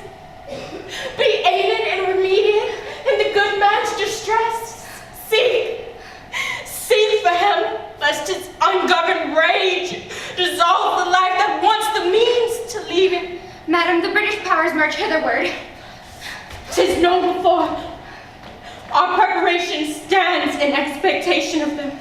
Oh, dear Father, it is thy business I go about. Therefore, great France, my mourning and importune tears have pity. No blown ambition doth our arms incite, but love, dear love, in our aged father's right. Soon may I hear and see him. But are my brother's powers set forth? Aye, madam. Yourself in person there. Madam, with much ado, your sister is the better soldier. Lord Edmund spoke not with your lord at home? No, madam. Well, why and what might import my sister's letter to him? I know not, lady. Faith, he is posted hence on serious matter.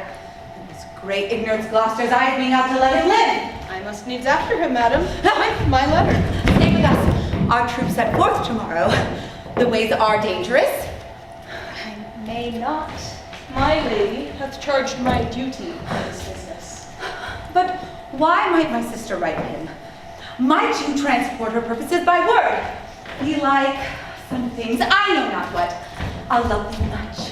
Let me unseal the letter. Madam, I had rather... My lord is dead. Headman and I have talked, and more convenient is he for my hand than of your ladies. You may gather more. If you do find him, give him this. And when your mistress hears this much from you, pray her, desire her, call her wisdom to her. If you do chance hear of that blind traitor, preferment falls on him that cuts him off. Would I could meet him, madam. I should show what party I do follow. Very well.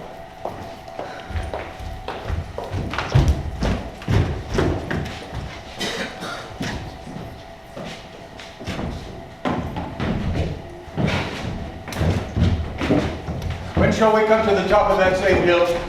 We do climb up it now. Look how we labor. Methinks the ground is even. Horrible steep. Hark, do you hear the sea? No, truly. Why then your other sense is growing perfect by your eyes, English. Methinks thy voice is altered and thou speakst in better phrase and matter than thou didst. Much deceived.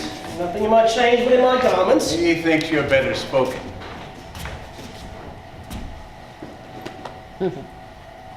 Come on, sir. Here's the place. Oh! Stand still. How fearful and dizzy to cast one's eyes so low. The crows and shots that wing the midway air show scarce so gross as beetles. The fishermen that walk upon the beach be like mice, and young tall anchoring bark almost too small for sight. The murmur and surge that on the unnumbered idle pebbled chaves cannot be heard so high.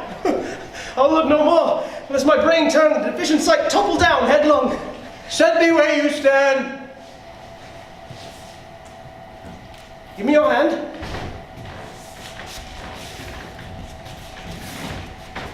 You are now within a foot of the extreme verge, for all beneath the moon would I not leap upright. Let go my hand. Go thou further off. Bid me farewell and let me hear thee going. Now fare you well, good sir, with all my heart. Why do trifle thus with his despair is done to cure him? Oh, ye mighty gods, this world I do renounce. If Edgar live, oh, bless him. Now, fellow, fare thee well. Ah!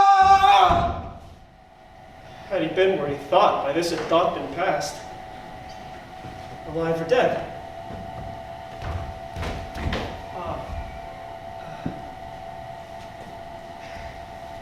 Oh, you, sir!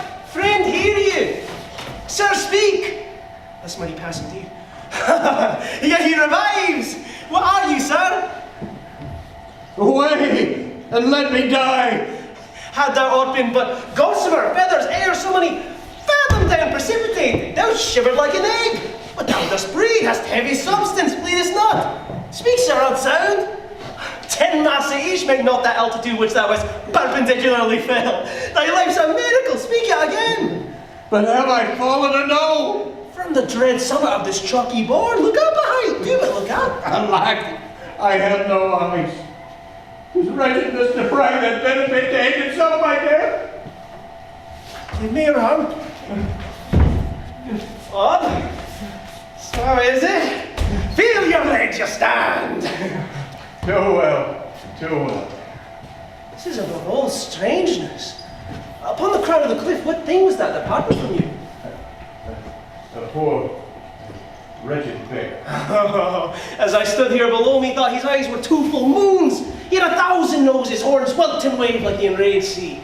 Therefore, thou happy father, think that the clearest gods that make them honors of men's impossibilities have preserved thee. I do remember now that thing of which you speak. I took it for a man. Oft would say, the fiend, he led me to that place. Bear free and patient thought. Who comes here? Oh, side-piercing sight. Look, a mouse. Peace, peace. Oh, a piece of toasted cheese will do it. There's my gauntlet. I'll prove it on a giant. Bring up the brown bills. Ooh. Well flown, bird. In the cloud. In the cloud. Give the word. Sweet marjoram. Pass. I know that voice. Goneril with a white beard. They flattered me like a dog. They told me I had the white hairs in my beard there, the black ones were there. To say aye and no to everything I said aye and no to was no good divinity. When the rains came to wet me once, and the wind to make me chatter, when the thunder would not peace at my bidding, there I found them, there I smelt them out, who too? Oh, they're not men of their words. They told me I was everything. 'Tis a lie. I am not ague-proof. The trick of that voice I do well remember. Is it not the king? Aye, every inch a king. When I do stare, see how the subject quakes. I parted in that man's life. What was that cause? Adultery. Thou shalt not die. Die for adultery? No. The wren goes to it. And the gilded fly does lecture in my sight. Oh, let copulation thrive.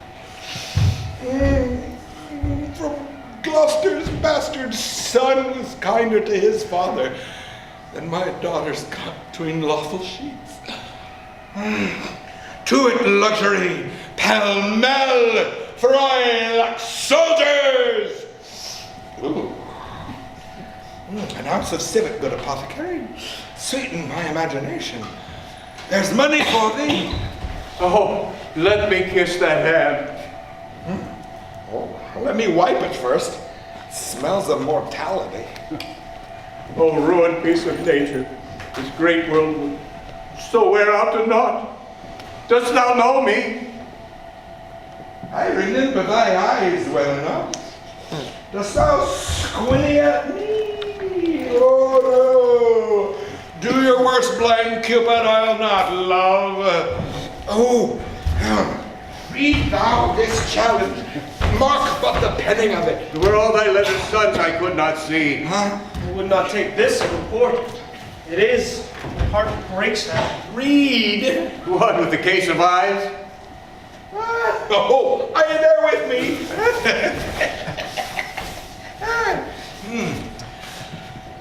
No eyes in your head, nor no money in your purse. Your eyes are in a heavy case. Your purse in a light. Oh, Yet you see how the world goes. I see it feelingly. Oh, what mad! A man may see how this world goes with no eyes, but with your ears. See how yon justice rails at yon simple thief. Hearken thine ears, change places and handy-dandy. Which is the justice, which is the thief? Oh, thou hast seen a farmer's dog bark at a baker. Aye, sir. And the creature run from the cur. Then thou might behold the great image of authority. A dog's obeyed and honest. Get thee glass eyes, and like a scurvy politician, seem to see the things thou dost not. Now, put off my boots. Harder! Harder! So.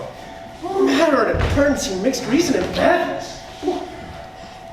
If thou wilt weep my fortune, take my eyes. I know thee well enough. Thy name is lost.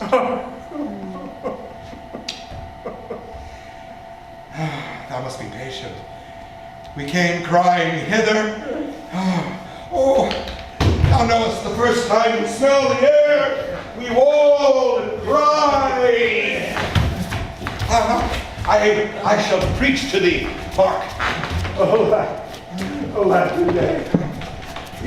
When we are born, we cry that we are come to this great stage of fools. Oh, this is a good block.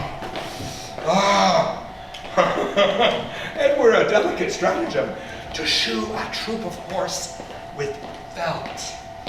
I'll prove it on the point. And when I have stolen upon these sons-in-law, then kill! Your most dear daughter. No rescue. A prisoner? I am ever the fool of fortune.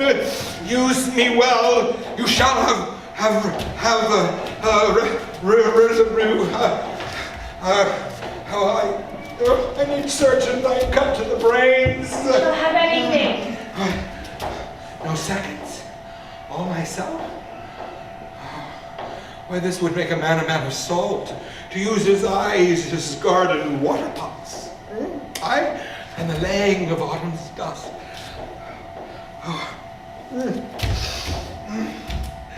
Oh, I will die bravely like a smug bridegroom. What? I will be jovial. Come. I am a king, masters, know you that? You are a royal one and we obey you. Well, then there's life in it.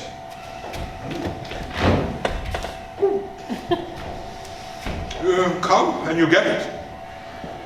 You shall get it by running.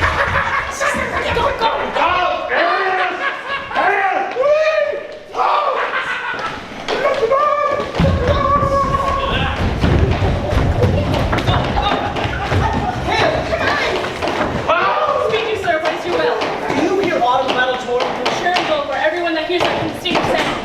How many years do you have the army? They are not speedy foot. I think. That's okay. We know special causes here where army moves on. You gentle gods, take my breath from me.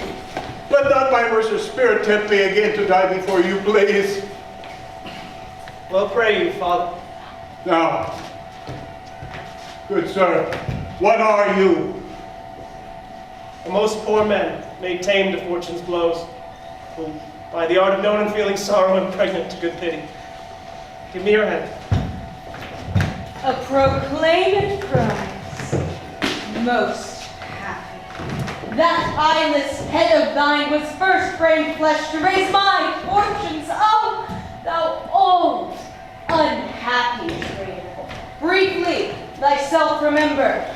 The sword is out, but must destroy thee. then let thy friendly hand put strength enough to it. Wherefore, bold peasant, darest thou support a published traitor? Hence, lest that the infection of his fortune take like hold on thee. Let go his arm. Shall not let go. Without further occasion. Let go, slave, or thou diest. Good gentlewoman, go your gait, and let poor folk pass! Oh. Out, dunghill. Shall pick your teeth. Come, no matter for your foins.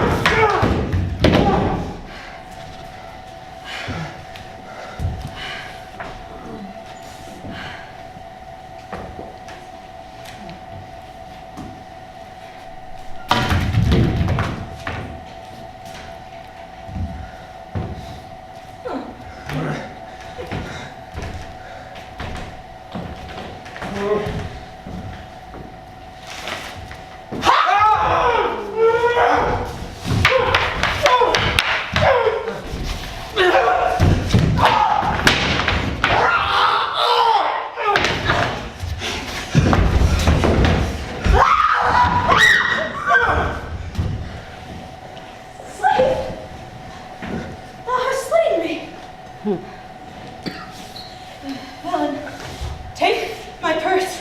If ever thou wilt thrive, bury my body, and give the letters which thou find'st about me to Edmund, Earl of Gloucester.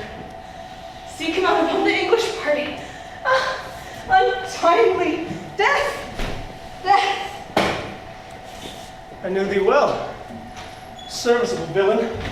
As duteous to the vices of thy mistress as badness and desire. What did she get? Sit you down, father. Rest you. Thank you. Now, see these pockets. The letters she speaks of may be my friend's. She is dead. I'm only sorry she had no other destiny. Let us see.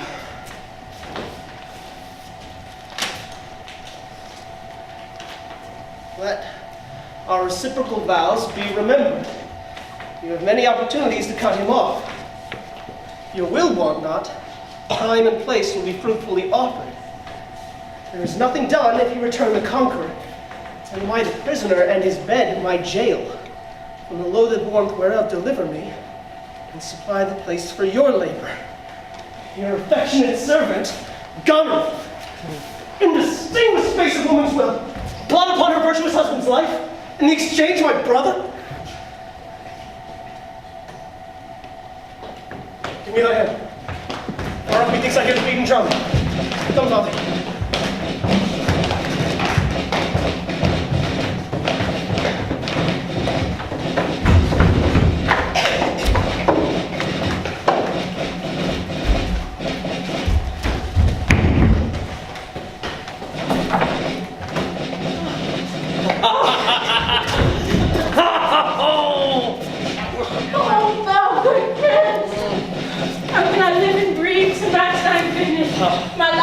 Too short, and every measure failed me. To be acknowledged, madam, is overpaid. All my reports go with the modest truth, nor more nor clipped, but so.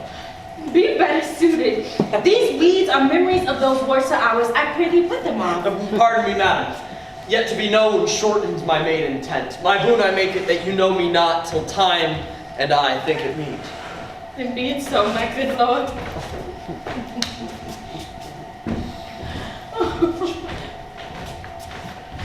How does the king? Madam, sleep still. Oh, you kind gods, cure this breach in his abused nature. The untuned and jarring winds will wind up of this child-changed father. So please your majesty that we may wake the king? He hath slept long. Be governed by your own knowledge and proceed in the sway of your will. Is he arrayed? In the happiness of sleep, you put fresh garments on him. Be by, good madam, when we do awake him. I doubt not of his temperance. Very well. Please you, draw near. Louder the music there.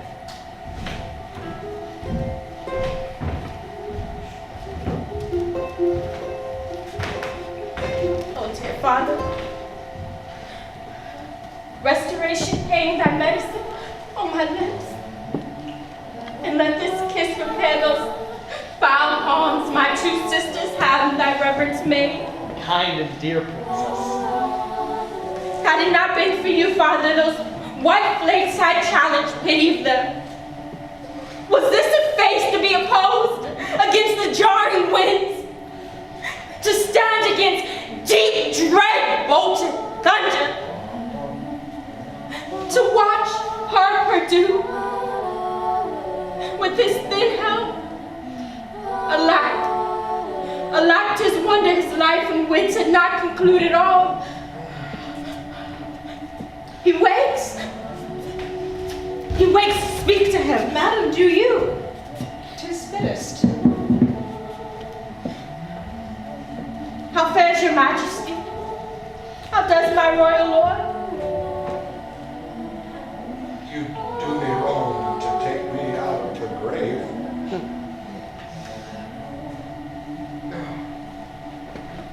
Thou art a soul in bliss, but I am bound upon a wheel of fire, that mine own tears do scald like molten lead. Sir, do you know me? You are a spirit, I know.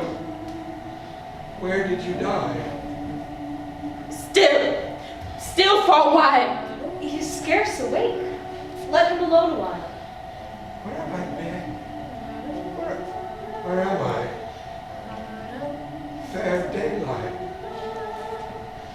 Oh, I am mightily abused. Oh, I'd even die with pity to see another thus. I don't know what to say. I will not swear these on my hands. Would I were assured of my condition.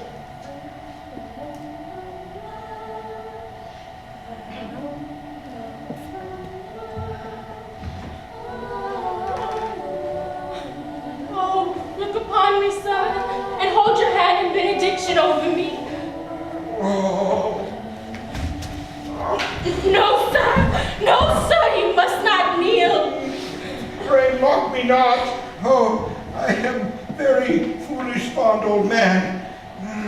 Fourscore and upward, not an hour more or less. And to deal plainly, I fear I am not in my perfect mind. Methinks I should know you.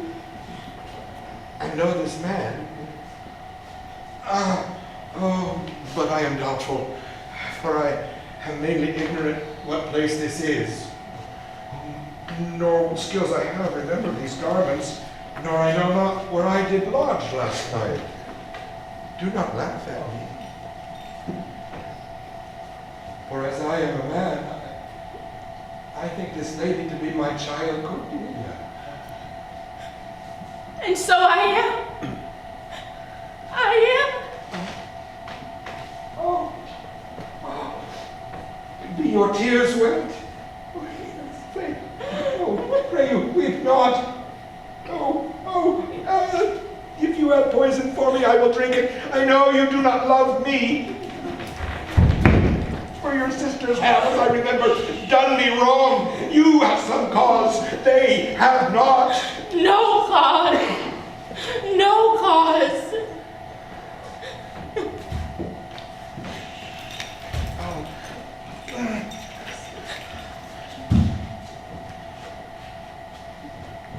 Am I in France?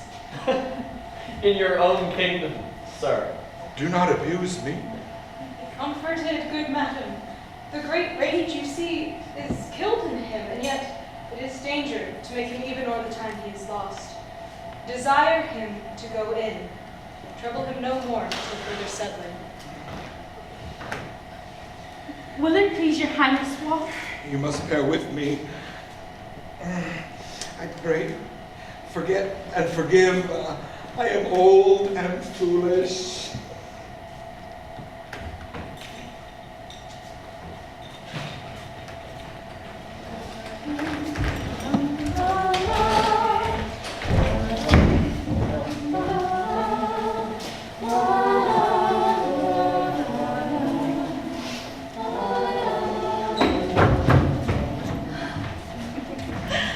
Now, sweet Lord, you know the goodness I intend upon you.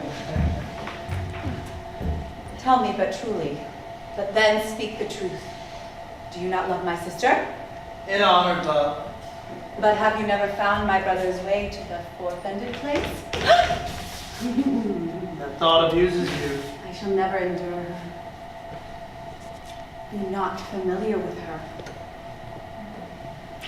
Hear me not. She and the Duke, her husband. I would rather fix the battle than that sister should be spared for me. A very loving sister, well we met. So this I heard, the king is come to his daughter, with others, whom the rigor of our state forced to cry out. Well, I could not be honest, I never yet was valiant, for this business it touches us, as France invades our land, not bows the king with others, whom most just and heavy causes make oppose. Sir, you speak nobly. Why is this reasoned? Combined together against the enemy. For these domestic and particular broils are not the question here. Well, let's then determine with the ancient of war on our proceeding. Sir, I will seek you presently at your tent. Sister, you'll go with us? No. 'Tis most convenient. Pray, go with us. I know the riddle. I will go. May your grace had speak with man so far? Anything on word? I'll overtake you. Speak. Before you fight the battle, ope this letter. If you have victory, let the trumpet sound for him that brought it. Wretched though I seem, I can produce a champion that will prove his about him. If you miscarry, your business of the world hath so an end, and machination ceases. Fortune love you. Stay till I've read the letter. I was forbid it. When time shall serve, let the hair cry. I'll appear again. Fairly well. I'll overlook thy favor. The enemy is near. Draw up your powers. This is the guess of their true strength and forces by diligent discovery, but your haste is now urged on you. We will greet the time. To both these sisters have I sworn my love, each jealous of the other, as the stung are of the adder. But which of them should I take? Both. One. Neither. Neither of them can be enjoyed if both remain alive. To take the widow exasperates, makes mad her sister Goneril, and yet hardly shall I carry out my side, her husband being alive. Now then, we'll use his countenance for the battle, and that being done, let her who would be rid of him devise his speedy taking off. As for the mercy he intends for Lear and Cordelia, the battle being done, and they within our power, they'll never see his pardon. For my state stands for me to defend, not to debate.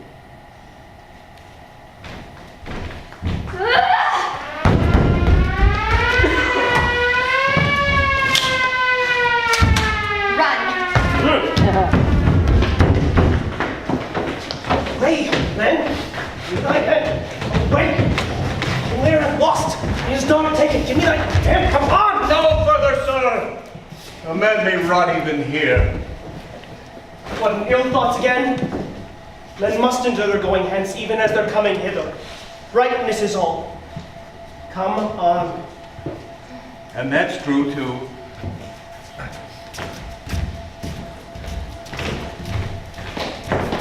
Some officers take them away. Good guard until their greater pleasures first be known that are to censure them. We are not the first who is best meaning, having heard the words from the oppressive father I have cast down. Shall we not see these daughters and these sisters? No, come.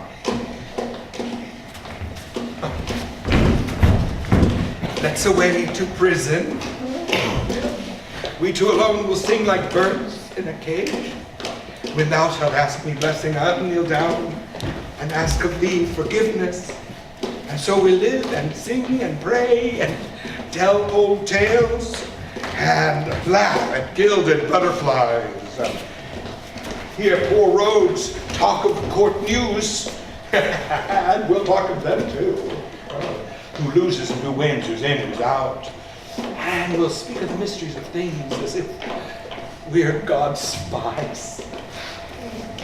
And so we'll wear out in a walled prison packs and coats of great ones that ebb and flow like the moon. Take them away. Oh, upon such sacrifices, I forbid it. The gods themselves throw down incense. Oh, he that parts us shall bring a brand from heaven and burn us hence like doctrine. Why do the heart knives? Take thou this note, and set thy mind against thee. Know thou this. Thou doest as this instructs thee, thou dost make thy way to noble fortunes. Know thou this. To be tender-minded is not to become the sword. I'll do it, sir. I cannot pull a cart nor eat dried oats. If it be a man's work, I'll do it. Sir, you have shown today your valiant strain, and fortune led you well. You have the captains who are the opposites of this day's strife. I do require them of you. Sir, I found it fit to send the old and miserable king to some retention and appointed guard. The question of Cordelia and her father requires a fitter place. Sir, by your patience, I do hold you but a subject of this war, not as a brother. That's as we list to grace him. Methinks our pleasures might have been demanded ere you spoke so far.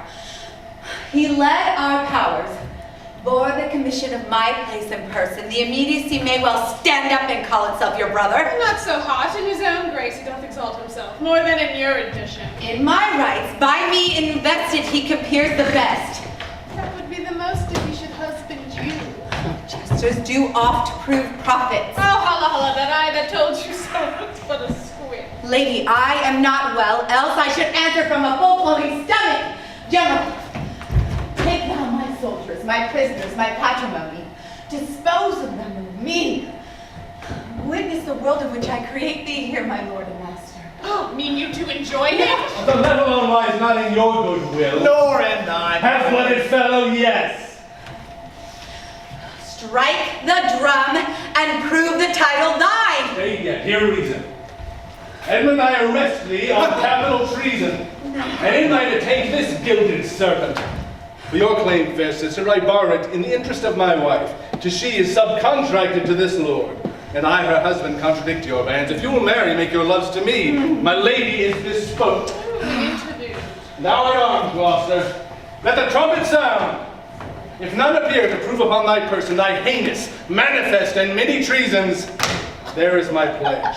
I make it on thy heart, ere I taste bread, thou art nothing less than I have here proclaimed thee. Sick, oh, sick. If not, I'll ne'er trust medicine. There's my exchange. Whatever thou art that calls me traitor, villain like he lies, call by the trumpet! A herald ho! A herald ho, a herald! Trust to thy single virtue, for thy soldiers all levied in my name, have in my name took their discharge. My sickness grows upon me. She's not well. Convey her to my tent. Come hither, herald. Let the trumpet sound and read out this.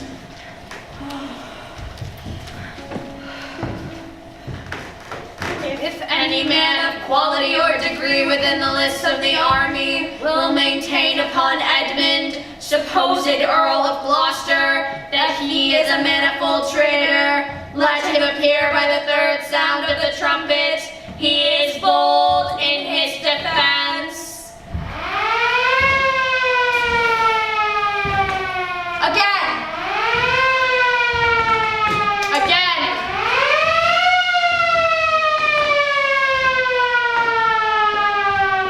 Look over there. Ask him his purposes, why he appears before this call of the trumpet. What are you? Your name, your quality, and why you answer these present summons? No, my name is lost. By treason's tooth bear not a canker bit. Yet am I noble as the adversary I come to cope. Which is that adversary? What's he that speaks for Edmund, Earl of Gloucester? Himself! What sayest thou to him? Draw thy sword. If my speech offend a noble heart, thy arm may do me justice. Here is mine. Behold, it is my privilege, the privilege of mine honors, mine oath, and my profession. I protest Margaret, thy strength, place, youth, and eminence, false to thy gods, thy brother, and thy father. Conspired against this high illustrious princeling from the extremest upwards of thy head, to the descent of dust below thy foot, a most toad spotted traitor. Say thou no, this sword, this arm, and my best spirit are bent to prove against thy heart. Whereto I speak, thou liest. By rule of knighthood I disdain and spurn. Back do I toss these treasons to thy head with a hell-hated lie, o'erwhelm thy heart which they yet glance by and scarcely bruise. This sword of mine shall give them instant way, where they shall rest forever. Trumpets, speak!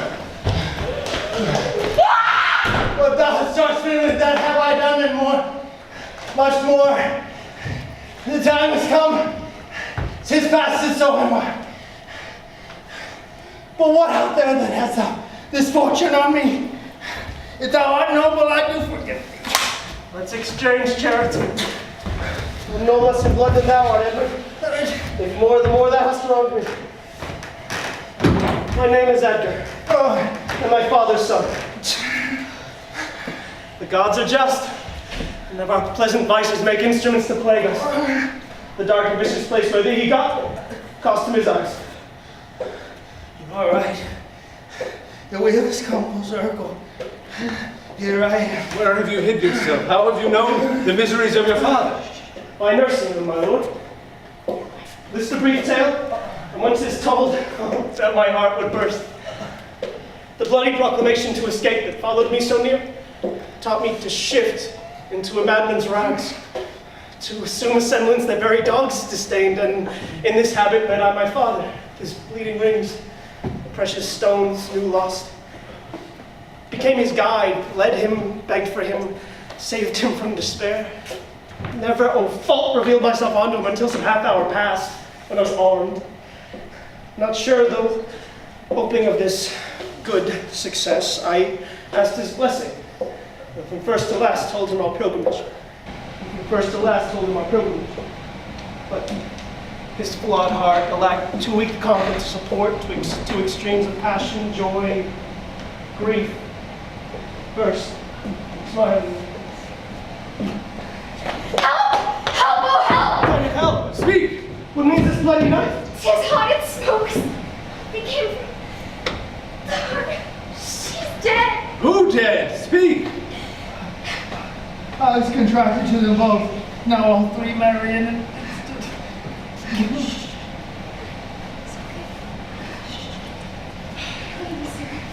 Here comes Kent. The judgment of the heavens that makes us tremble touches us not with pity. Well, this is he. The time will not allow the compliment which very man deserves. I am come to bid my king and master I good night. Is he not here? Three thingamous forgot. Speak, Edmund. Where's the king and where's Cordelia? Edmund must be alone. Some good I mean to do despite mine own nature. Nay, be quick and send to the castle for my writ is on the life of Lear and Cordelia. Run, run, oh run! Who, my lord? Who has the officer that Take taken my him free? sword, give it to the captain, for he had permission with Hasty my thy life! to hang Cordelia in the prison and to lay the blame upon her own despair that she aborted herself. The gods defend her.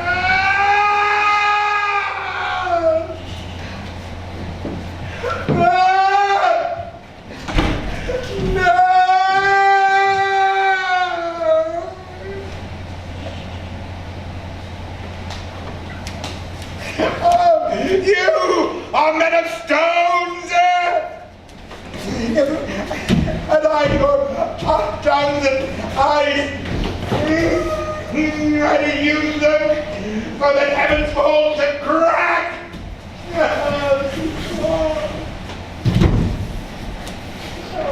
Oh,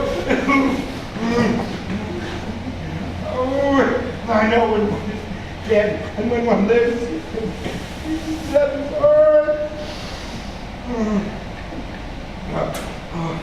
Lend me a looking glass. If she, her brother, Mr. Sting the Stone, I think she lives. Is this the promised end, or image of that work? Fall and cease.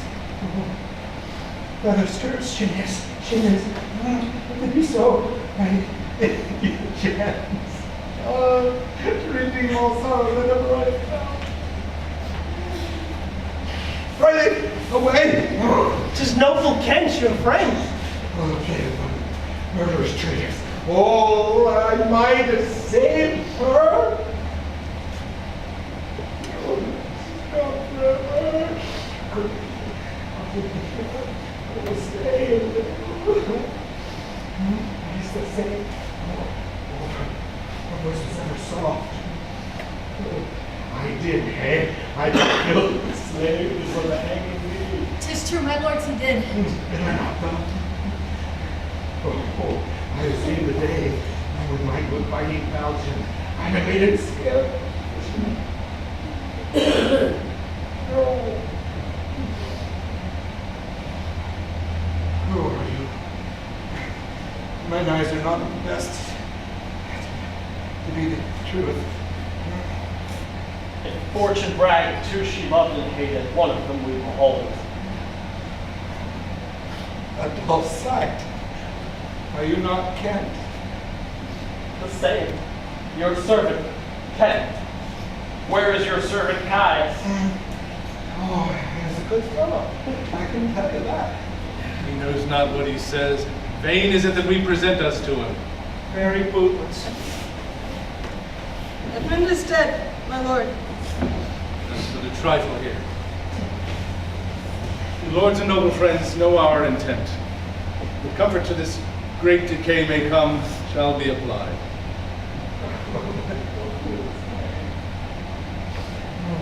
Oh, no. Why should a dog, a horse, a rat, a life,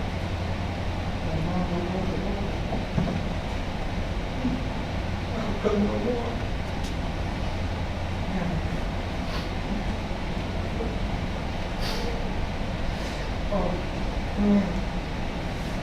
Brave. I'm lucky to hear. Thank you so much. Oh, look at her. Oh, look at this. Oh, look at her lips. Okay. He faints, my lord, my lord! Break, heart! Prithee, break! Look up, my lord! Oh, vex not his ghost. Oh, let him pass. He hates him that would upon the rack of this tough world stretch him out further. He is gone indeed. 'Tis a wonder he hath endured so long. He but usurped his life. Our present business is general woe. Friends of my soul, you twain rule in this realm, and the Lord states sustain. I have a journey, sir, shortly to go. My master calls me. I must not say no.